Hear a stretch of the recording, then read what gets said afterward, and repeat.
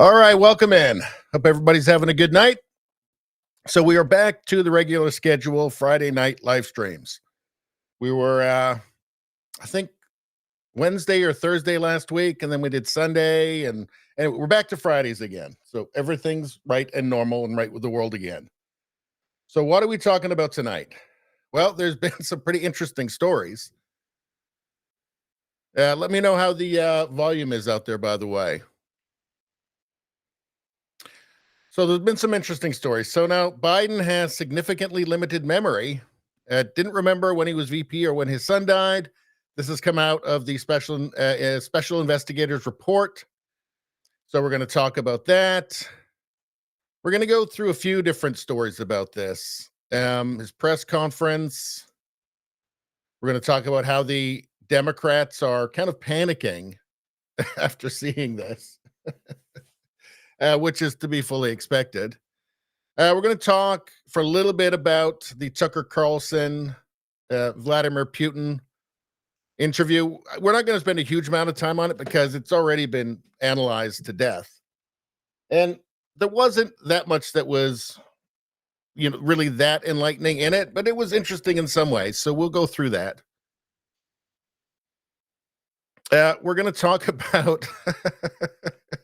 I've been doing a lot of videos lately about what a dystopian nightmare Canada is becoming and how terrible the The left is the Liberal Party, and also the NDP, which is the even further left party in Canada than the Liberals. And that's kind of who Justin Trudeau has been competing with to be the wokest. They're competing with each other to be the wokest. So an NDP MP has proposed a bill that would make it a crime to promote fossil fuels. So this is what the left has in store for everybody. This bill won't get through, I don't believe. It's too insane, although Trudeau has passed a ton of insane bills already, so maybe so. It doesn't seem like they're getting sick of crazy yet, even though Canadians, judging by the polling, certainly have. All right, we'll go through this bill a little bit, not through the whole thing, but I've just kind of highlighted some parts here, which show how, for one thing, how sloppy the whole thing is, but also just how crazy it is. So we'll go through that. Then we're going to go to all of the Twitter stuff that I've curated over the week that I thought might be of interest to you. There's an interesting article here from Victor Davis Hanson, actually, about President Biden. We'll probably do that as well. It's a bit long, but, we got all night, so what the hell? All right, looks like we're getting a few people in on Rumble so far. So, hey, how's everybody doing? Hope you're doing well. But let's start out here. Special counsel. Biden has significantly limited memory. Didn't remember when he was VP or when his son died. So, we're just finding out things that we've already known for a long time, right? We knew this even before 2020. So, is this just what it looks like? A guy, the special counsel just was honest in his report for some reason? Or is there something else behind? Is this part of a plan? So I don't know. It seems like this is just all a big play, isn't it? Being played out for everybody. And everybody knows none of it's real. Everything has some political motivation. And considering the fact that nobody believes that Joe Biden is really running anything, right? He's just simply a figurehead. He was just somebody to not be Trump, to not look like Trump. And there's a cabal running everything. He's clearly not making any decisions, right?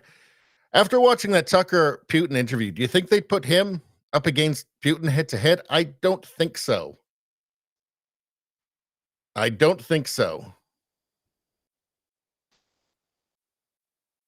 Special counsel, looks like we got Radio Streamer in the chat. Good to see you. He's saying he did watch the Tucker interview. I watched about an hour and a half, about an hour and 40 minutes of it, and then I had to go to sleep. It was interesting. I'm not saying we learned anything spectacularly new in it, but it did reveal some things. We'll go through that. But first, let's just deal with this. Special counsel Robert Hur's criminal investigation into President Joe Biden documented numerous instances of Biden having serious memory problems, a top issue of concern for voters heading into the 2024 presidential election. See, everybody already knows is the thing. The report said that even though Biden willfully retained and disclosed classified materials after his vice presidency when he was a private citizen, prosecutors concluded that no criminal charges are warranted in this matter. Now, nobody thought they were actually going to have charges on him. Just nothing. Raider Streamer says, back to pudding brain.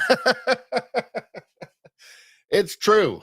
I think it's too much butterscotch pudding for Biden. It's rotted his brain. Maybe that's what Sam Harris is having too. Don't know. But nobody, obviously there was not going to be any charges against Biden. This is just to try and make it look fair while they're unfairly prosecuting Trump for essentially the same thing.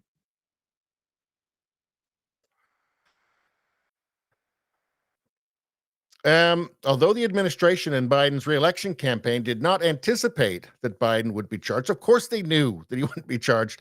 They were concerned that the report would be damaging to his re-election efforts. Come on, he's not going to be running. For God's sakes. We all know this. Although there is the option.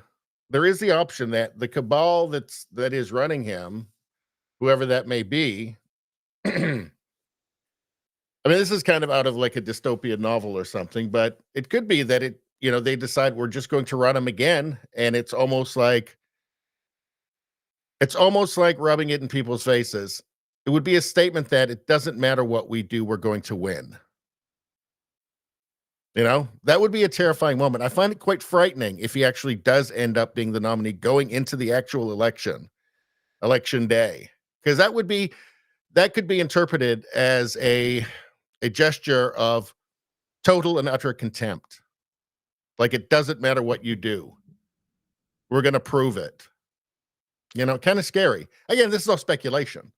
I don't know anything, but it's speculation. The report's summation of Biden's mental fitness will be highly damaging to an electorate that overwhelmingly 76% has concerns about the 81-year-old's mental and physical health. So this is from the report. Quote, Mr. Biden's memory was significantly limited, both during his recorded interviews with the ghostwriter in 2017, with whom he shared classified materials, and in his interview with our office in 2023, the report said in its executive summary. We have also considered that at trial, Mr. Biden would likely present, now get this. We have also considered that at trial, Mr. Biden would likely present himself to a jury, as he did during our interview of him, as a sympathetic, well-meaning, elderly man with a poor memory. Now, I suppose it's possible that somehow this guy just put this in his report just on his own. He just thought, well, I'll just write this in there. I mean, that's the truth, right? I'm supposed to tell the truth, right? Or alternatively, it's a move to prepare everybody for his removal from the ticket. I don't know which it is, or if it's something else, but it just seems a little too convenient, doesn't it? It's just strange to me. It's strange to me that this could ever get out, unless it was, unless there was an agreement that it should come out. An agreement between more than just the special counsel himself. Prosecutors said that based on the way that Biden presents, jurors will, quote, want to identify reasonable doubt, and that it would be difficult to convince a jury that they should convict him. By then, a former president well into his 80s of a serious felony that requires a mental state of willfulness. So, this is the one that everybody's jumped on, right? So he's not competent to stand trial, or to be found guilty, for a jury to think that he could have been competent to commit the crime, yet he's competent to be president, most important job in the world. I mean, it's really almost becoming some sort of tragic comedy, isn't it? Recordings from when Biden was interviewed by the ghostwriter in 2017 showed that even then he was struggling to remember events and straining at times to read and relay his own notebook entries. He was showing signs of diminished faculties and faulty memory. Again, this has all been obvious and plain to see for everybody for years.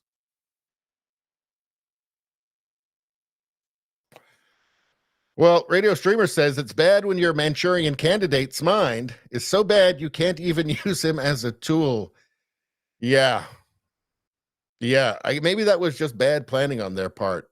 They got somebody who was really close to his due date. I mean, it was pretty obvious in 2019 that he wasn't with it anymore. I mean, his great triumph was getting through that one debate with Trump. without doing anything catastrophic. It was not impressive, but it was not catastrophic, right? Radio Streamer says his due date was sometime in the 80s. It's true, but he was awful back then too. He was just legible, like you could understand. He was far more articulate. In fact, he was quite articulate, but he was still terrible. Quote, he did not remember even within several years when his son Bo died, and his memory appeared hazy when describing the Afghanistan debate that was once so important to him. Among other things, he mistakenly said he had a real difference of opinion with General Carl Eikenberry, when in fact Eikenberry was an ally who Mr. Biden cited approvingly in his Thanksgiving memo to President Obama. Did I almost say O'Biden there? I think I almost did. Yeah, I would feel sorry for him because it looks like elder abuse. But the thing is, he's just a bad man. The thing that really, I think, shed a light on his soul as a man was the way that he ignored his own granddaughter. You know, Hunter's illegitimate daughter, Biden's granddaughter. The way that he kind of froze her and the mother out.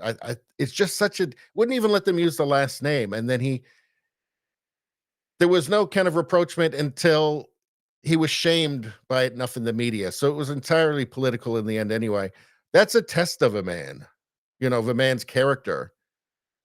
To do that to your own granddaughter, this little girl, I'm sorry. A decent human being doesn't do that. I don't believe.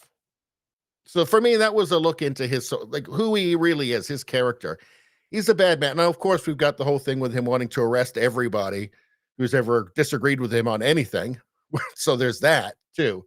Pretty evil. And, intentionally flooding the United States with what is it now? It's 8 to 10 million people legally across the border and lying about it. That's also pretty terrible. Radio Streamer says he was always a terrible person. Yes. Yes, he was. Completely with you on that one. So let's move on to the next one. Biden explodes during press conference on his mental fitness, makes several mental mistakes. Why they put him out at night is crazy. Because obviously, he's not going to do as well at night, is he?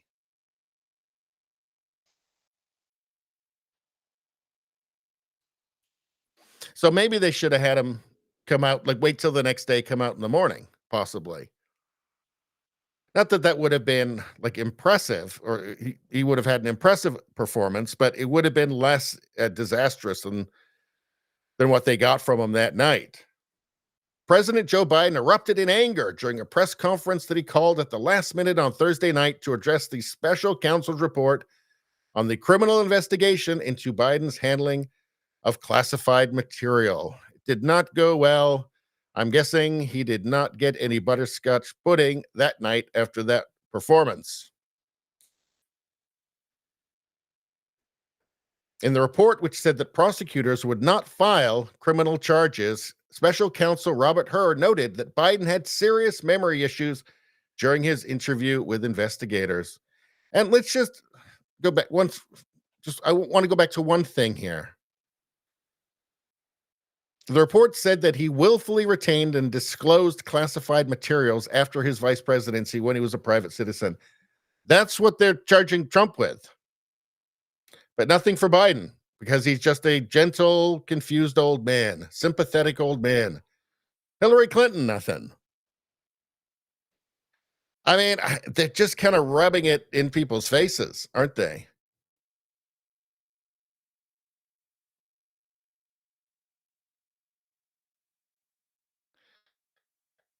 Let's see. When asked about voters' concern, Biden snapped, "That is your judgment. That is your judgment. That is not the judgment of the press." The press is obviously pretty slavish towards him. Like, he expects the press to, the mainstream media to always go to bat for him and to cover for him. Feels like that may be turning a little bit. Maybe not entirely. but that's his expectation. That's why he's angry, right? Um, it's like why Trudeau gets angry when he gets a question he doesn't like because he's paying the press. Well, Biden just expects to have them to have his back. So he doesn't take it well. While discussing Israel's war with Hamas, Biden mixed up world leaders, saying that the president of Mexico, El Sisi, did not want to open up the gate to allow humanitarian material to get in. The president of Mexico, El Sisi, that's not the president of Mexico. That's the president of Egypt.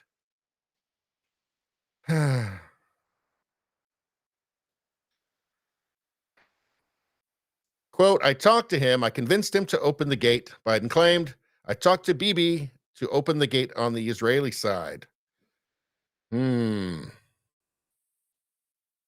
Let's see. Biden claimed that the special counsel did not accuse him of sharing classified information with the ghostwriter of his book in 2017, even though the special counsel said that Biden did exactly that. A yelling Joe Biden, I did not share classified information. How would Biden say that? I did not share the blah, blah, blah, blah. Special counsel said that Biden did share classified information. It is in the report. So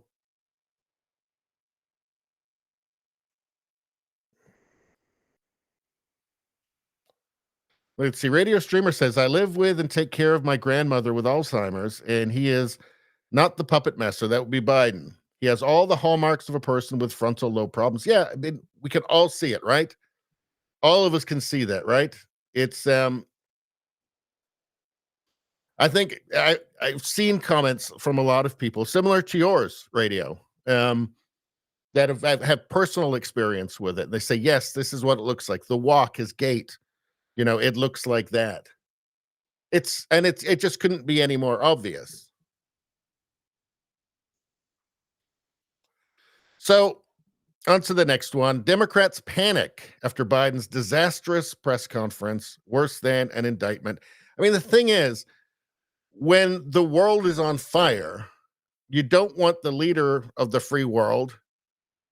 Uh, you don't want him to get the leaders of countries confused or where countries are or where borders are. That's a bad sign, right? Like you kind of want stability and you need a competent leader in that time, even though everybody knows he's not actually doing anything. Just on a quick side note, Tucker asked Putin why he doesn't talk to Biden. Well, I think it's fairly obvious, right? Like he knows that what's the point in talking about? Biden isn't making any decisions and it would be not make any, Biden wouldn't make any sense anyway. He'd be forgetting and getting countries wrong and forget who Putin was and all of that. Putin said that he was having conversations through back channels. And that's what you would expect, right? He's talking with the people that actually will be making decisions. Or his people are talking with those people. So they're saying that Biden's press conference was worse for them politically than an actual indictment, him actually being charged. President Joe Biden's press conference on Thursday has sent shockwaves throughout the Democrat Party, with several top officials reportedly saying on background that the event was an unmitigated disaster for the 81-year-old. And it's only going to get worse, isn't it? Biden held the press conference after special counsel Robert Hur released the findings from his criminal investigation into Biden's handling of classified material, which concluded that while Biden, quote, willfully retained and disclosed classified materials, no charges would be brought.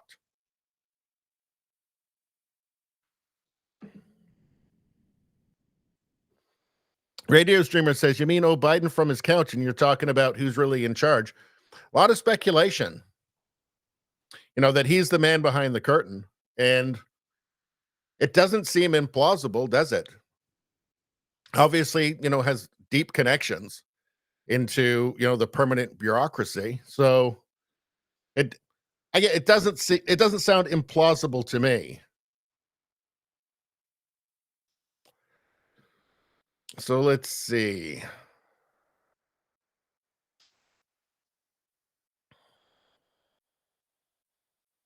Okay, so we've been through this part. So let's go to the Democrats' reactions. Longtime Democrat strategist and former Clinton White House aide Paul Begala said on CNN, "Look, I'm a Biden supporter and I slept like a baby last night. I woke up every 2 hours crying and wet the bed." I think we've got some video of that in the Twitter, X stuff. A Democrat House member speaking anonymously told NBC News that the special counsel's assessment was a nightmare that weakens President Biden electorally. Is that really what they should be worried about? Like, shouldn't it weaken him electorally? Like, isn't it a good thing if everybody recognizes, hey, this guy can't do the job? That should be a good thing. A Democrat House member speaking anonymously told NBC News that the special counsel's assessment was a nightmare that weakens President Biden electorally. Maybe everybody should just agree, like maybe just everybody in the world, because, they say that when the United States sneezes, the rest of the world catches a cold, right? Well, we could be facing a lot worse than a cold. Just everybody in the world, I think, agrees at this point, right? The man just should not be president. Oh dear. What have we got here? We've got we've got some fire in the chat. It says here from Paul from Newcastle, Joe Biden making diapers great again. Bravo. All right. For Democrats, we're in a grim situation, the member said. But this is the crazy thing. Like, shouldn't it be for Americans, we're in a grim situation? I mean, politics is, it's just like, I suppose it's like a game, right? It's a career, certainly. A Democrat operative also told NBC News that yesterday's events were beyond devastating, adding, "It confirms every doubt and concern that voters have. It's the only reason they didn't charge him. If the only reason they didn't charge him is because he's too old to be charged, then how can he be president of the United States?" Exactly. Another Biden ally told the publication that it was the worst day of his presidency. A Democrat strategist said in an interview with the Dispatch that the report from her, combined with Biden's disastrous press conference, was worse than an indictment, while another called it extremely bad. Axios reported that many senior Democrats were alarmed by Biden's press conference, including a former White House official who called it brutal. Another former Biden official said taking the nomination away from Biden is like taking the car keys away from your parents. Yeah, but if they're a danger to themselves and others, you have a responsibility, a moral responsibility to do it, don't you? I think we'll go through and all this stuff I've curated for Twitter is all kind of hodgepodge in here. So let's actually let's find a video first, then we'll go to the Victor Davis Hanson. I love me some Victor Davis Hanson. I used to do a lot of videos actually analyzing his articles, going through his articles and kind of editorializing a little bit and adding to them, adding context to them. And when I first started the channel, like 4 years ago, I used to do a bunch of those, and I haven't done one in a while. And every once in a while, I go, yeah, I should do another one of those because those were fun and people liked them. If you guys would like that, I will start doing it again. But let me know if you guys want that. If not, I won't bother because they do take a long time. Let's see. I want to see if I can get that Begala clip. I think I've got that in here somewhere. Anyway, you're getting a preview here of all the stuff we're going to go over. We got Canada stuff. If you're from Canada, if you're just interested, this one here is just unbelievable. I mean, this is just a level of stupidity that is, it's hard to believe. It's depressing, actually. It's depressing. This is like fall of Western civilization stuff right here. Where is that clip? Roseanne Barr, we got her coming up. I thought I do have some stuff. I'm certain of it. Just where did it get to?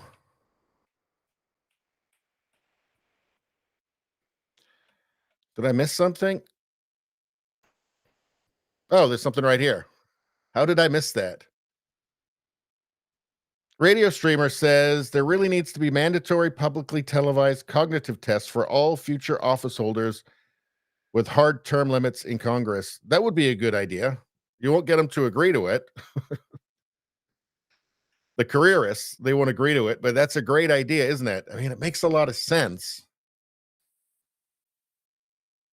All right. So let's hear. Okay, let's hear from Biden here.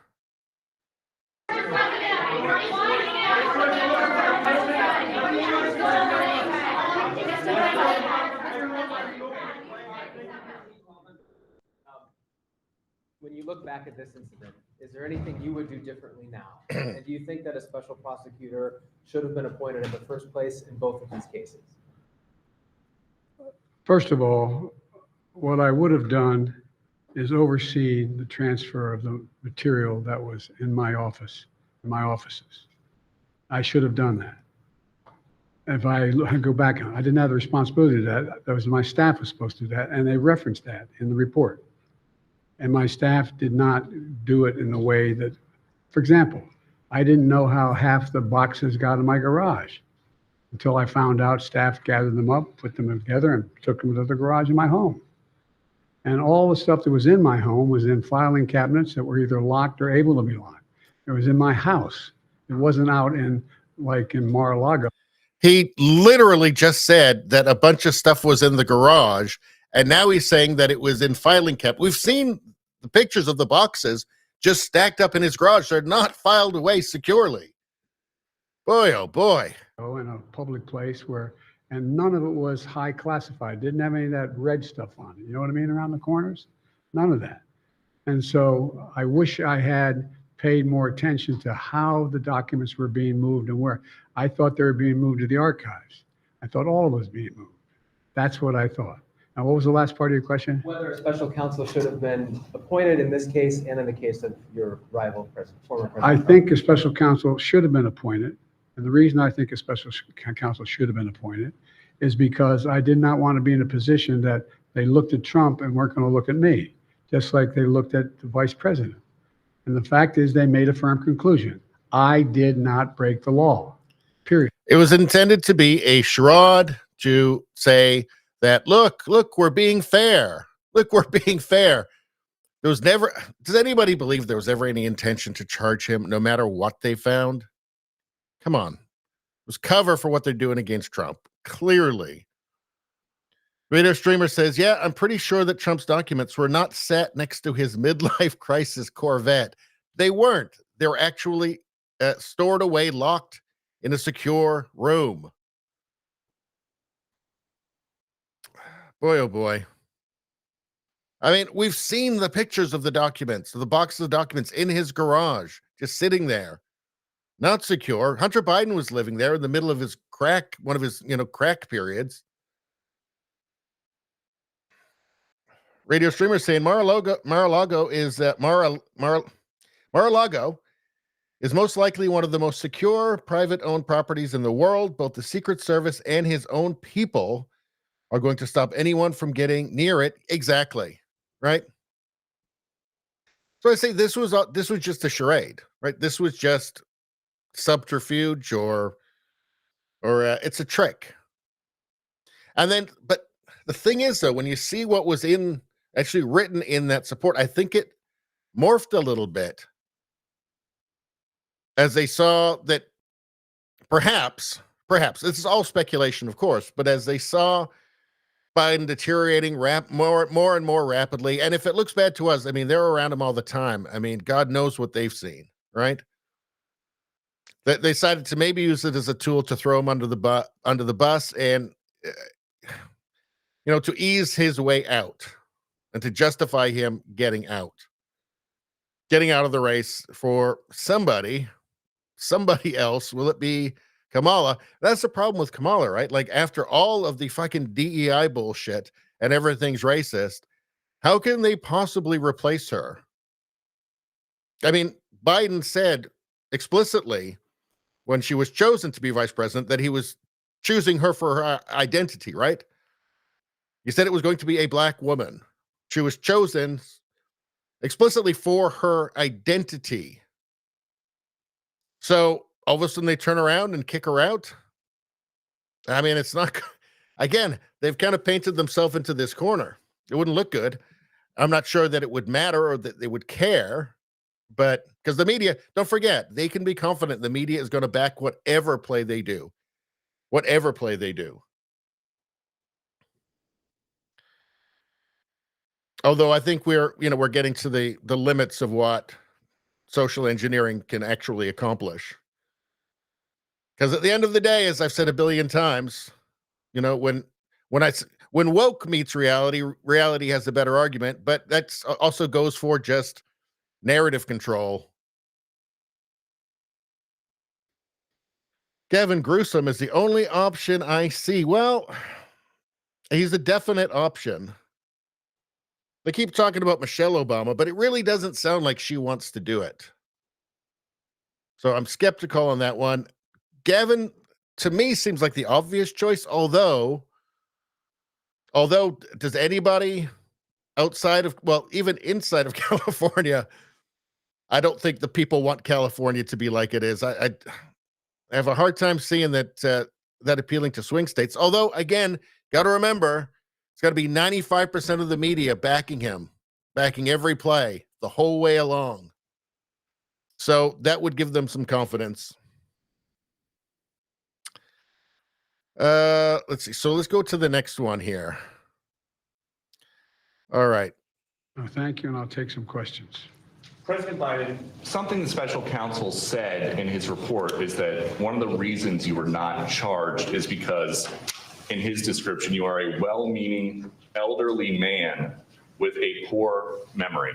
I'm well-meaning, and I'm an elderly man, and I know what the hell I'm doing. I've been president. I put this country back on its feet. I don't need his recommendation. It's totally bad is your memory, and can you continue as president? My memory is so bad, I let you speak. That's your memory has gotten worse, Mr. President? My memory is not good. My memory is fine. My memory, take a look at what I've done since I become president. None of you thought I could pass any of the things I got passed. How'd that happen? I guess I just forgot what was going on. Mr. President. No, thank you, and I'll take some questions. So I guess when he was saying, let's go back to that. That's your my memory has it's How totally bad is your memory, and can you continue as president? My memory is so bad, I let you speak. So I'm going to be charitable, and I'm going to say, I guess he's making a joke about how if he remembered who Peter Doocy was, he wouldn't let him speak. That's the most charitable interpretation,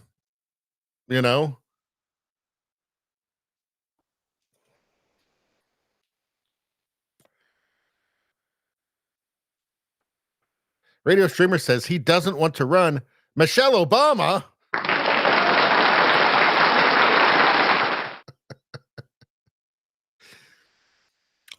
I don't know. I mean, there's a lot of people talking about that. There's some pictures out there. It seem to be showing that there's a little something being packed down there with the old Michelle Obama. She's a big gal. She's a big gal. It's just fun to joke about, really, isn't it? I want to say no more about that. Let's see. For the record, I don't think that Michelle Obama is a man. I don't. As much as I want to believe that. Believe me, I want to believe that.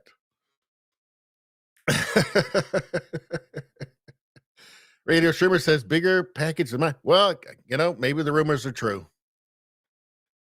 Let's see. Okay, where are we going next? That's how we're going to do with Biden. That got us 40 minutes in. So Tucker Carlson presses Vladimir Putin to release U.S. custody, a journalist from custody. That was an interesting part of this, wasn't it? I don't think I've got the video in here, but I'm sure we've all watched it and don't want to watch it again. But there's a bunch of other stuff in this here. Let's just take a little look, then I'll give you my thoughts. Political commentator Tucker Carlson pressed Russian President Vladimir Putin during an interview this week to release Wall Street Journal reporter Evan Gershkovich from prison so he can return to the U.S. Carlson made the ask at the end of an interview that lasted longer than 2 hours and was posted to social media Thursday evening. Yeah, again, I watched about an hour and a half, 1 hour 40, and then I had to go to sleep. That was a long interview. Very interesting, though. Carlson did not ask about the other Americans who were locked up inside Russia, including Paul Whelan and Mark Fogel. Nearly the entire first half of the interview was Putin sharing his version of Russia's history and offering his justifications for why he invaded Ukraine in February 2022. During various moments in the interview, Putin appeared to take some subtle shots at Carlson in an apparent attempt to throw him off balance, including at the very beginning when he asked Carlson if they were having a talk show or a serious conversation. So actually, I think I've actually got a clip of Tucker talking to Putin, asking him about, there's the after interview here. Maybe we'll watch it later. It's like 10 minutes long, so I don't think we would watch the whole thing. But I think that I bookmarked. That's the whole interview there. I'm not going to try and find it in there. You know what? It doesn't matter.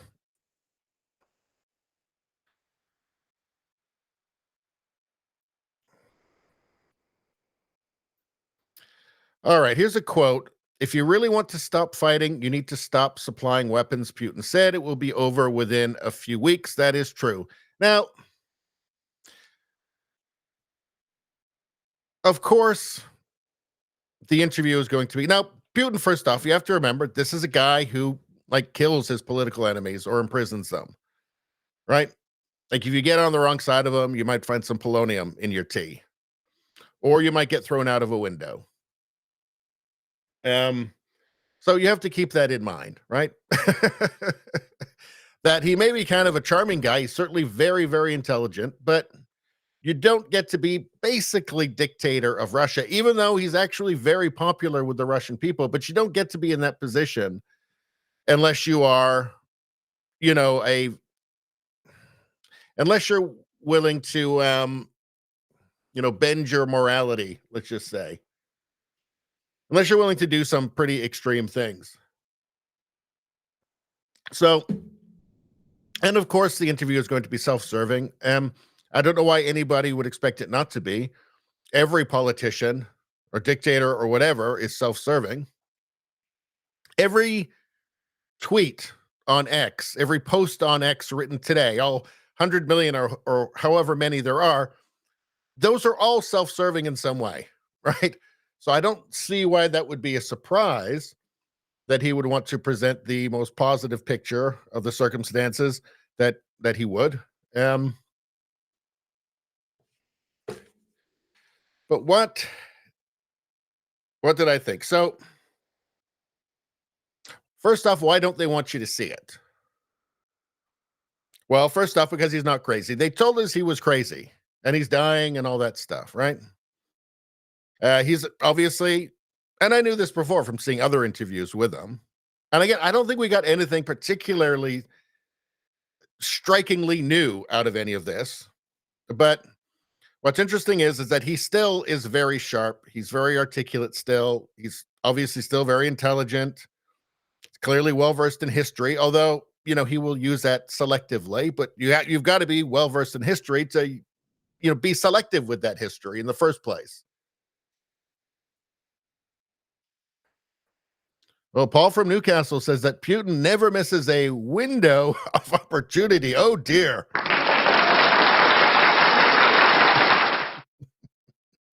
Cheeky.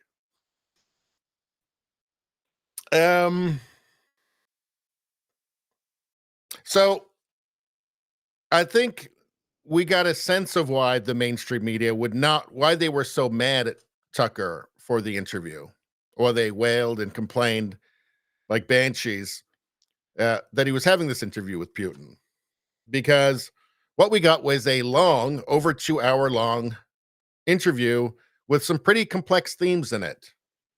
That's not what they want. They like nice, simple, childlike narratives, right?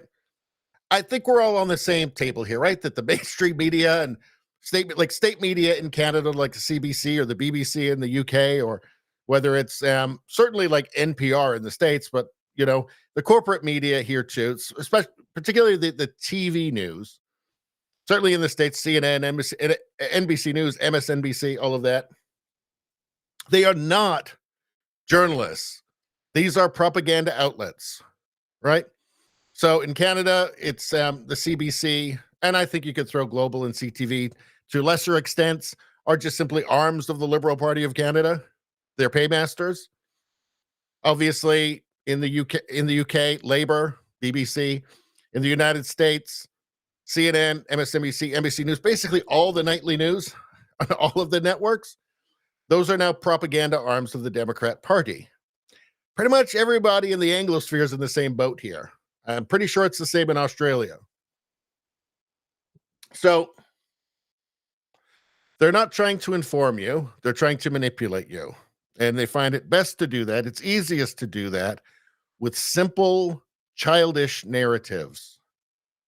They're tried and true. Radio Streamer says, I think it's just a Slavic war brought on by idiotic globalists using oatmeal brains Biden as a poor tool trying to weaken another government, Russia, that will not bend to globalism. Ukraine should have stayed in a non-NATO buffer state. Yeah, I think it's a complex history there.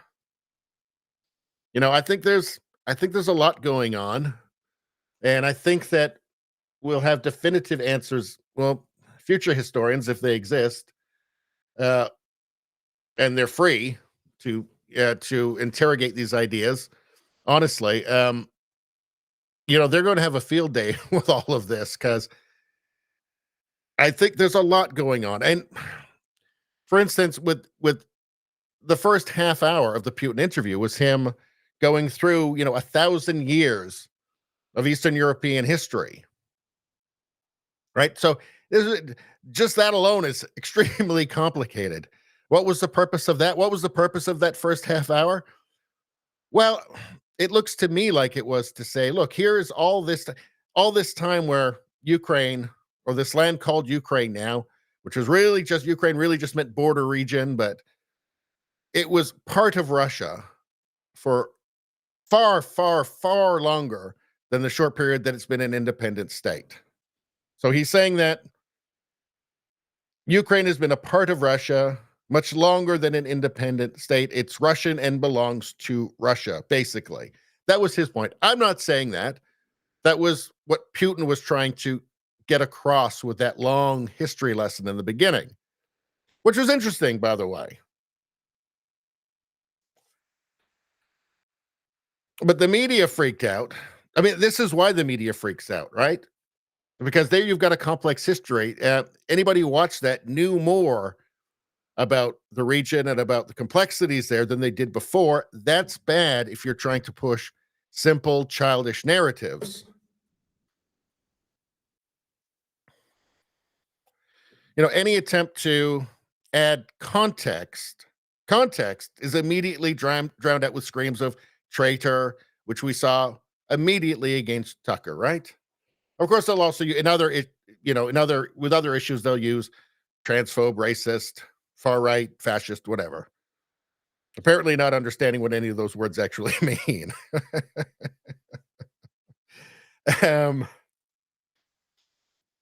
But is that Tucker's biggest sin here? It's just adding context, right? Allowing Putin to add context.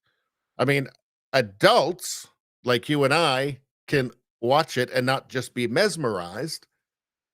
We can take everything with a grain of salt and utilize the context we're getting, while realize that we're being fed a narrative by Putin as well.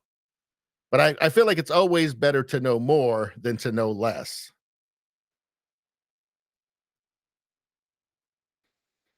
Um, yeah, and the media does not want you asking questions. I mean, an interview like that will get people asking questions. It'll get them interested in hearing that half hour of history. Some people are going to go out and buy a history book. Well, that's not going to work for the mainstream media. All of a sudden, you might start thinking multidimensionally. They can't have that. You won't be as easy prey for their simple, childish narratives anymore.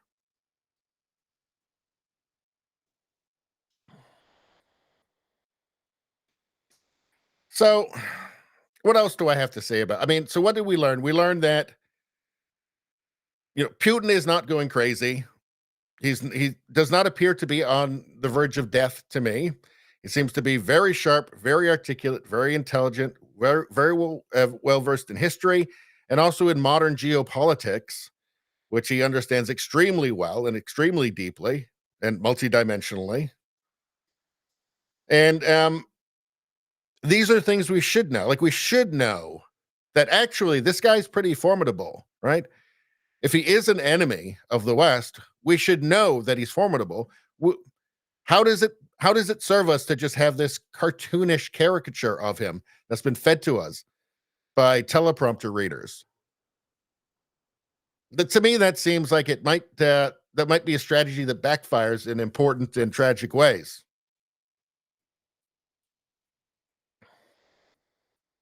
Yet they're determined to do that. Now, Putin did leave out some important details. He left out the atrocities, the Stalinist atrocities in the Ukraine, which is interesting because he actually does criticize Stalin and Lenin often. He thinks that he's trying to make up for the mistakes of the Soviets, but he left out like the Holodomor, the intentional starving and just outright execution of millions of Ukrainians. He left that part out. That would be a reason a lot of Ukrainians would not be very fond of Russia, because the treatment was horrific. You have to genuinely feel for the Ukrainian people, because first you had Stalin, who was just an inhuman monster, who committed absolute genocide, right? I mean, do a little bit of reading about the kulaks. Even on Wikipedia, they've got a good page about the kulaks. Find out what happened to them. So you had that. People starving to death. People actually even eating their own children.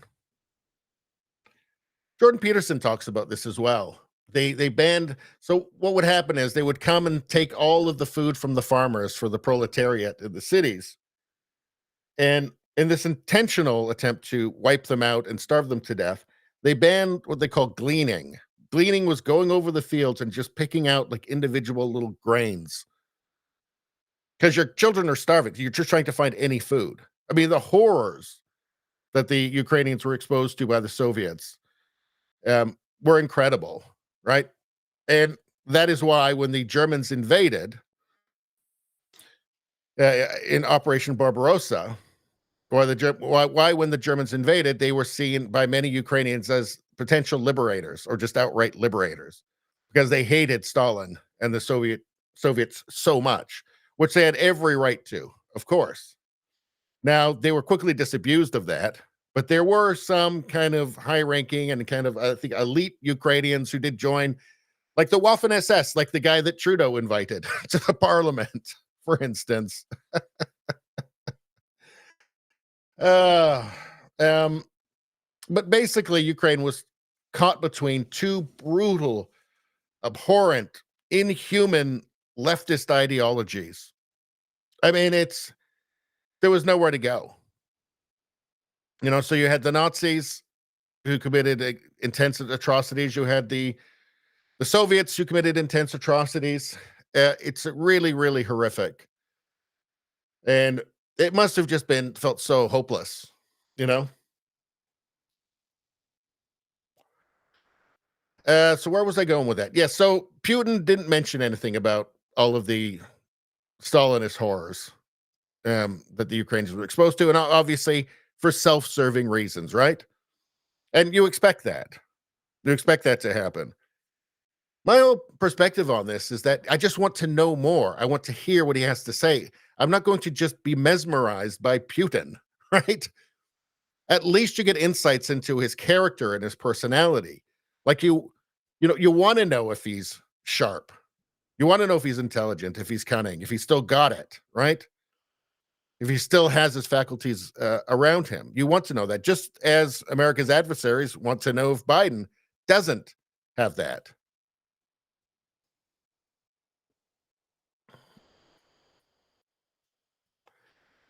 So that's really what, yeah, I mean, that's what I took from the whole thing. You notice that Putin talked for, and he's not a spring chicken either. I'm not sure exactly how old he is. I think he's in his 70s, isn't he? No notes, over 2 hours. So, yeah, did we learn anything particularly new? Not really, but we did learn something. We at least gained some insight into his mind and some insight into the complex history in that region. So, which I'm not going to get into and do a full, analysis of. Maybe I'll do that at some point, but I'm not going to do that tonight because we're already an hour in, and we'll talk about nothing else. What did you guys think? I mean, let me know in the chat if you guys watched it. I'm sure most of you guys probably did. Were there any insights that you guys picked out of it there? Anything that I didn't say?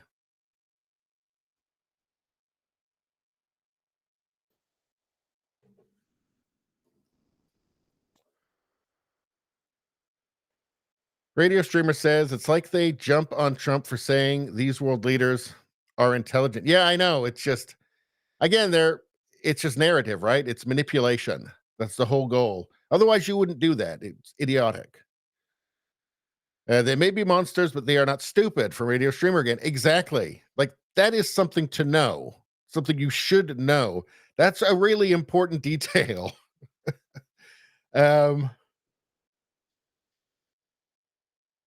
Oh dear, what is this? Radio Streamer. Oh, you are incorrigible. Says this man can hold a conversation. Biden can't hold his bladder long enough to do that. Oh dear. Apparently the crowd approves of it. So it can stay. All right. I think we should move on. So we've got this. Now, everybody, don't just abandon me because this is Canadian news. Although I'm sure a bunch of you are Canadians. Canadian bill proposed by NDP would make it a crime to promote fossil fuels. Anybody who's not Canadian watching this, the NDP is the most woke party, the most socialist party, the most far-left party in Canada. It is the party that Justin Trudeau is trying to compete with to be the most woke and the most left-wing. The Liberal Party of Canada used to be fairly moderate. It wasn't a crazy party, It's had leaders of different quality in the past, but it hasn't been an actual insane party. Maybe the closest would be when Justin Trudeau's father, Pierre Elliott Trudeau, ran it. But in recent decades, it's not been crazy. It hasn't been run by actual fucking lunatics like Justin Trudeau. Radio Streamer says, I love to hate your politicians too. See, that's my influence on you. You see, I do such a good job of hating them that it makes other people want to hate them as well. And I try hard, though. I try hard at it. I try hard to spread the hate around for everybody's enjoyment. It shouldn't just be me. It shouldn't just be for me to hate Justin Trudeau. I mean, really, I think Justin Trudeau sees himself not as a Canadian, but as a citizen of the world, I believe. A citizen of the world. And so I think it's only fitting that the entire world should hate him as much as I do, and should look forward to him leaving office as much as I do. I will be, when I finally get that chance in the next election to vote again, I think my hands will be shaking when I do, because the anticipation will have been so intense, you know?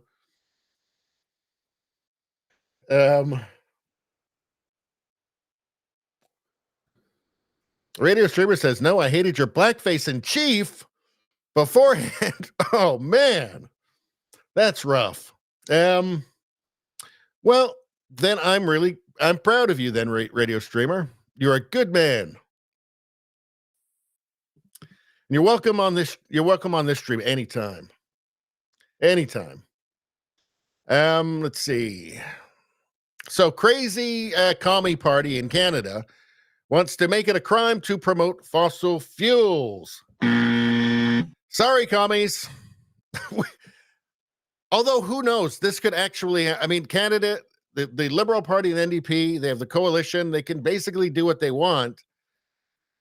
They might be crazy and stupid enough to try and do this. Probably are. I mean, why wouldn't they be? What have they done to disabuse me of that notion so far? Absolutely nothing. All right. How do I get rid of this? There we go.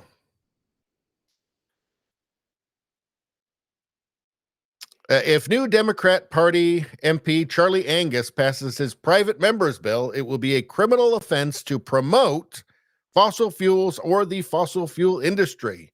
Even noting that natural gas is cleaner than coal could land a person in jail. This is Canada. God damn it. Angus tabled Bill C-372, also known as the Fossil Fuel Advertising Act, on Monday. The Northern, because this is all they've got, by the way. They've got no ideas now to actually fucking fix anything. They just do like bullshit like this and then try and like put in like price fixing.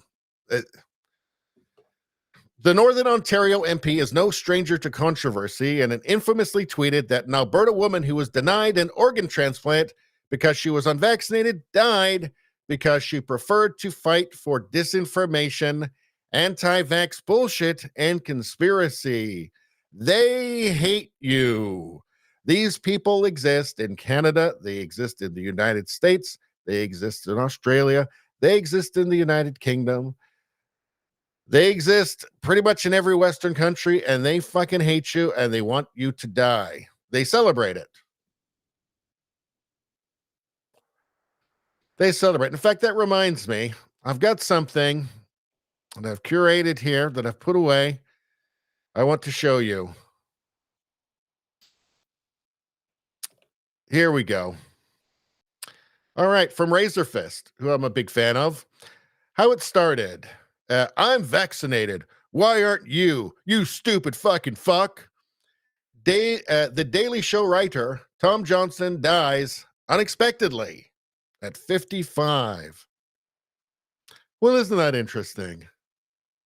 Isn't that interesting? Let's see. He put this thing out saying, I'm vaccinated. Why aren't you? You stupid fucking fuck. Daily Show writer Tom Johnson dies unexpectedly at 55. That's so interesting. That is just so interesting, isn't it? I mean, who could have guessed that? He did everything right. He did everything right, and yet it still did not avail him. Huh. I guess that must be some sort of tragic irony, huh? Tragic irony.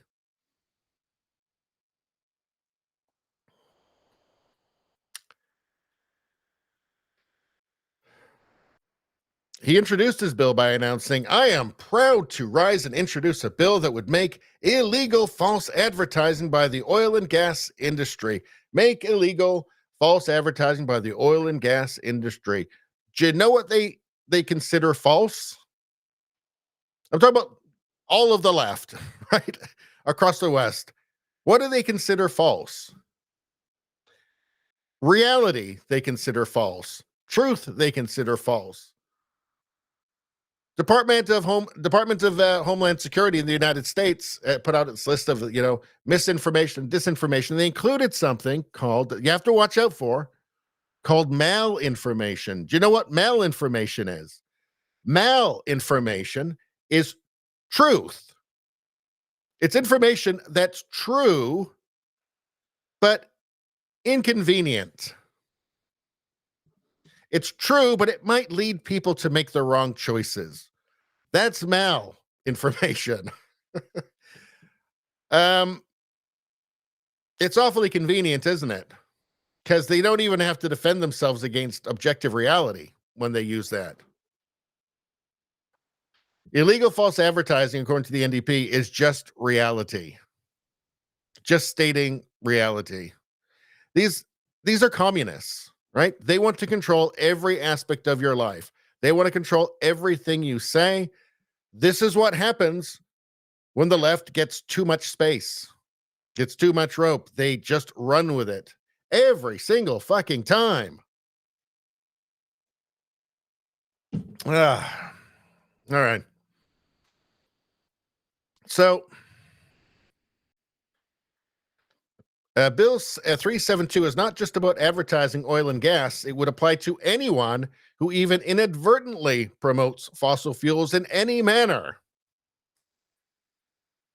Promotion is defined as just about anything said, written, or communicated about fossil fuels or a representation about a product or service by any means that is likely to influence and shape attitudes, beliefs, and behaviors about the product or service. I've gone through, maybe we won't go through the actual bill. I've got the bill here. I've gone through it myself. And this is what it actually does. Now, either this bill was totally sloppily written from a legal perspective, or they are just trying to sneak something through. That's appalling. And I think they're trying to sneak something through, because I'm sure that they've got good lawyers. It is prohibited for a person to promote a fossil fuel related brand element, or the production of a fossil fuel, reads the act. All right, let's go through here.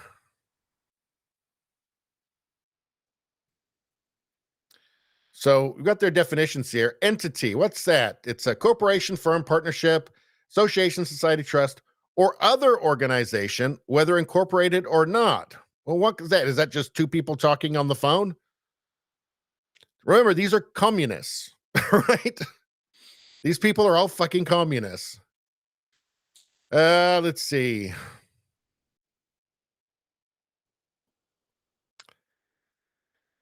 Prohibition is prohibited for a person to promote a fossil fuel regulated brand element, or the production of a fossil fuel, except as authorized by the provisions of this act or of the regulations. A person, they're saying, a person. They're not saying like a corporation or even an entity there.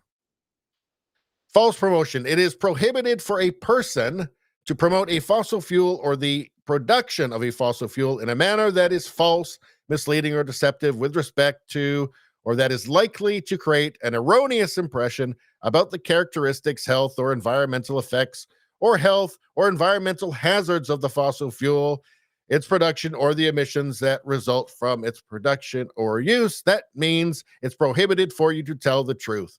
It says here, environmental effects. Well, do you want to bet that perhaps if you were to say something like, well, there's going to be more arable land if indeed the world does warm up or continues to warm? I suspect that that's not going to be allowed anymore. I mean, we know how they operate, right? We know how they operate. We've got Trudeau passing his internet censorship bills. We know how they operate.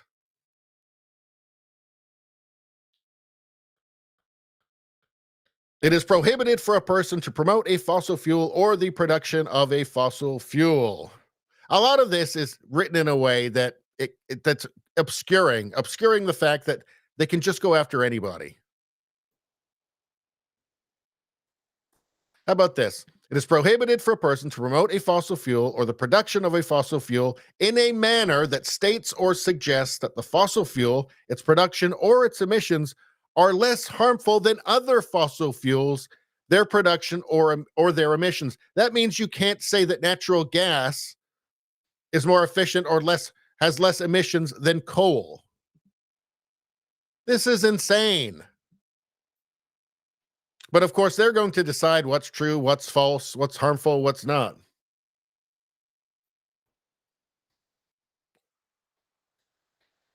Let's take a look at the chat here. Let's see. Radio Streamer says they may let you live if you eat the bugs, take the shot, and kneel for them all the way into a coffin. That's the dream.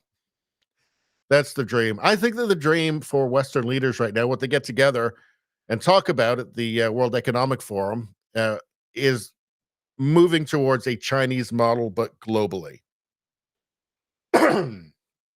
which is essentially fascism, right? Like a global fascist state. I mean, they see the level of control there, and it must have Justin Trudeau slobbering with greed for that level of control, or a Biden, or the people that are controlling Biden. And this is just fucking pissing me off. You've seen this. We don't even need to go any further.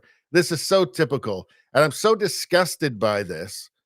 And the fact that we can't get rid of this goddamn awful, this godforsaken government until it looks like probably, late 2025, we're going to have to go for a palate cleanser. Now, doesn't that feel better? It's getting that disgusting commie taste out of my mouth right there.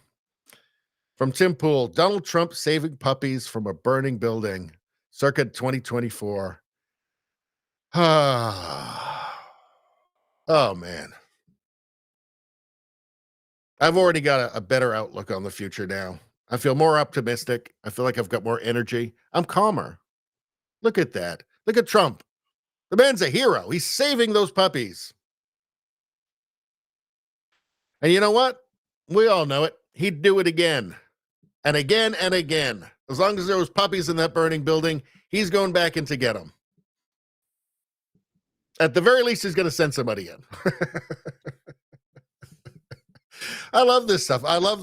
There's some hilarious Trump AI art out there. And, you guys know that I like Trump, right? I'm very worried about the direction of the United States because it affects everything. It affects Canada enormously. It's our largest trading partner. A sickly United States is bad for the entire world. So I will feel very relieved once if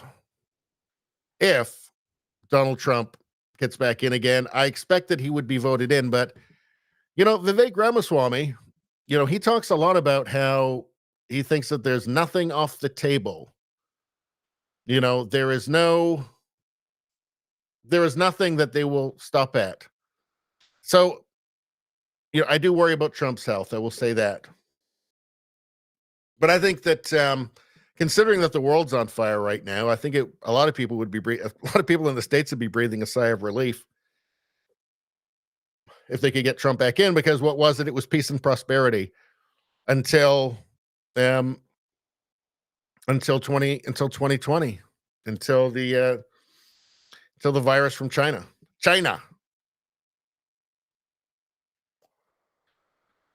All right. So before we leave this picture, and I think we all probably feel spiritually enriched right now, a bit, spiritually, quenched, I think. We'll just leave it with this. Everything woke turns to shit. So much better. All right. Let's go through the Twitter stuff. Start at the top. So, Canada again.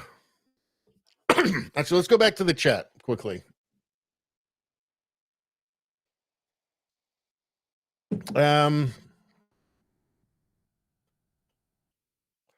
Let's see. Freedom is the wrong choice to these people. They know better than us plebeians.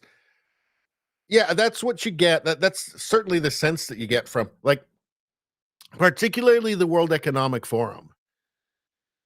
Almost everybody speaking there, aside from Millet, who they had there, who I don't know why they had him there. They had another guy, the head of the Heritage Foundation, who really tore him a new one. But generally speaking, like that Yuval Harari and these there's that censorship queen from the EU. Most of the people there, they talk about humanity as if they're ants. If you look at Klaus Schwab's book, I've got it, his Great Reset book. It sounds like he's talking about ants, an ant colony. You know, they think so little of the population. And these people are not particularly impressive just themselves. Read Sapiens by well, don't actually. Well, you should though. That's that Yuval Noah Harari. That's a book that is so full of bullshit. It's like the history of humanity, but it's basically just this mix of kind of noble savage theory about how great it was living out on the savannah 50,000 years ago when, you know, people lived to like 30 and like died from like bad teeth or like a scratch. It was telling us about how wonderful that was and about, you know, everything is just stories. So everything important to you is just a story. Your country is just a story. It doesn't really exist. You know, these are the sorts of things you tell to people to demoralize them. Which appears to be the goal.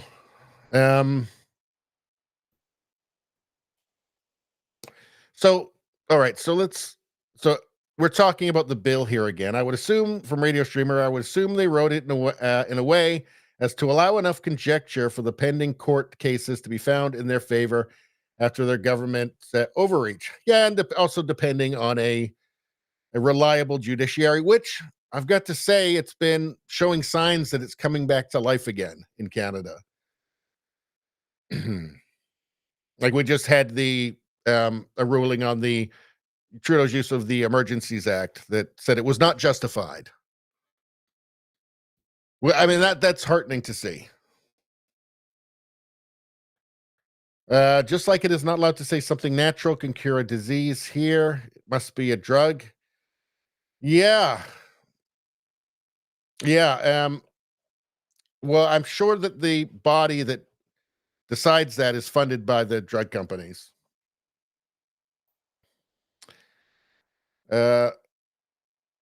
Because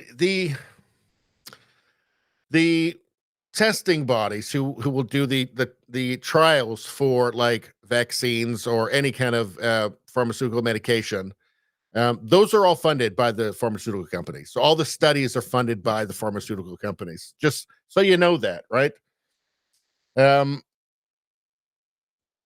Yeah, there's a little bit of favoritism going on there. If you want to get paid, you know what to do.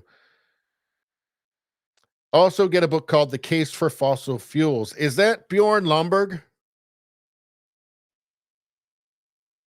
I think that is him.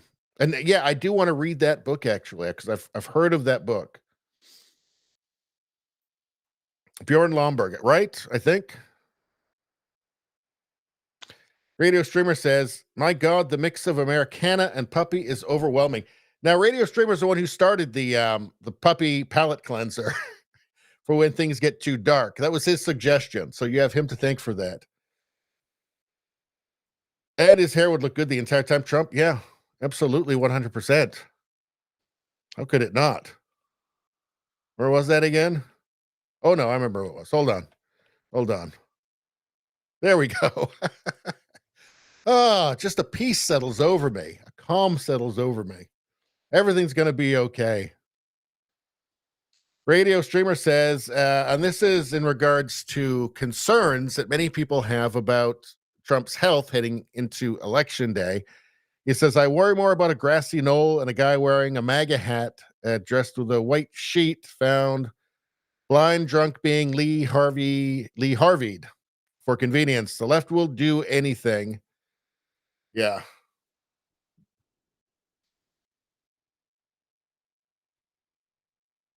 Alex Epstein. That's it. It was either one of two guys, Alex Epstein or Bjorn Lomborg. All right. I do want to read that book. I've got a stack of books right now. I've got a book. I'm reading right now a book on the Russian Revolution, which is it's interesting. but it's hard going, I've got to say. I always read at night before I go to sleep. I like to read every night before I go to sleep because one thing, it helps me go to sleep, but also it's just a good time to read. And I'm struggling to get through it. And I'm thinking of maybe I'll just get a different book because maybe it's just the writer, you know.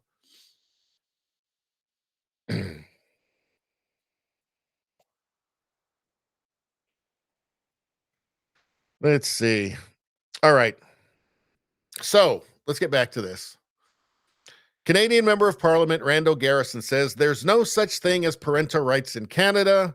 This is an NDP MC. Billboard Chris says, please stop voting for communists. The NDP are literal communists. Listen to this guy. So disgusting. Do you view this as a parental rights issue at all? Well, I'd like to say, first of all, there's no such thing as parental rights. In Canada, there are parental responsibilities. And in Canadian family law, the primary responsibility of parents is to support and affirm their kids. Children have rights in Canada, and these kind of policies restrict the rights that children have in Canada. Do you view this as a parental rights issue? These people are communists. These are disgusting people, horrible people. He's talking here about parental rights in regards to like social transition of their children, gender transition of children in schools, and also in terms of actual, you know, what the euphemism, gender affirming care, right? The euphemism they use to describe what is frankly just barbarity as well. Parents being involved in that. He doesn't think parents have a right. He thinks that parents are just incubators for the state. Your job is just to incubate. Parents' job is just to incubate these kids to be future socialists for the state. And the smug, like, just listen to this guy. Do you view this as a parental rights issue at all? Well, I'd like to say, first of all, there's no such thing as parental rights. In Canada, there are parental responsibilities. And in Canadian family law, the primary responsibility of parents is to support and affirm their kids. Children have rights in Canada, and these kind of policies restrict the rights that children have in Canada. Yeah, it's kind of true that, you know, the West was built by much better men, right? Much better men. I had a comment in one of my videos recently. I can't remember exactly which one, but it was around the whole gender issue in Canada. And in Alberta, they've made puberty blockers unavailable, I guess illegal for under 16 in Alberta, and surgery illegal for under 18. And somebody said, no, this was a live stream. It's the last live stream. And somebody said in there, and I didn't respond to it because it's not going to get, but somebody said in it, why would a grown man be concerned with this? It's kind of pathetic. This reveals something like deeply disturbing about our culture, doesn't it? Because the first thing that comes to mind is that why would a grown man not be concerned about their society sterilizing and mutilating children for a gender cult, which is almost just a gender fad that nobody thought about longer than, you know, basically a day ago, 15 minutes ago. This fad just suddenly popped on the scene. This fad just suddenly popped on the scene, and all of a sudden, it's as if it's always been this way. It's so Orwellian, right? No, we've always given sex change operations to children. Don't you know that? What's wrong with you, bigot? We give sex changes to children now. We've always given sex changes to children, and we will give sex changes to children in the future. It seems like that's what people actually believe now.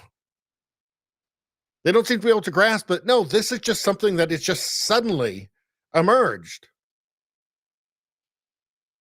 And you have people like this. I hesitate to call this a man who,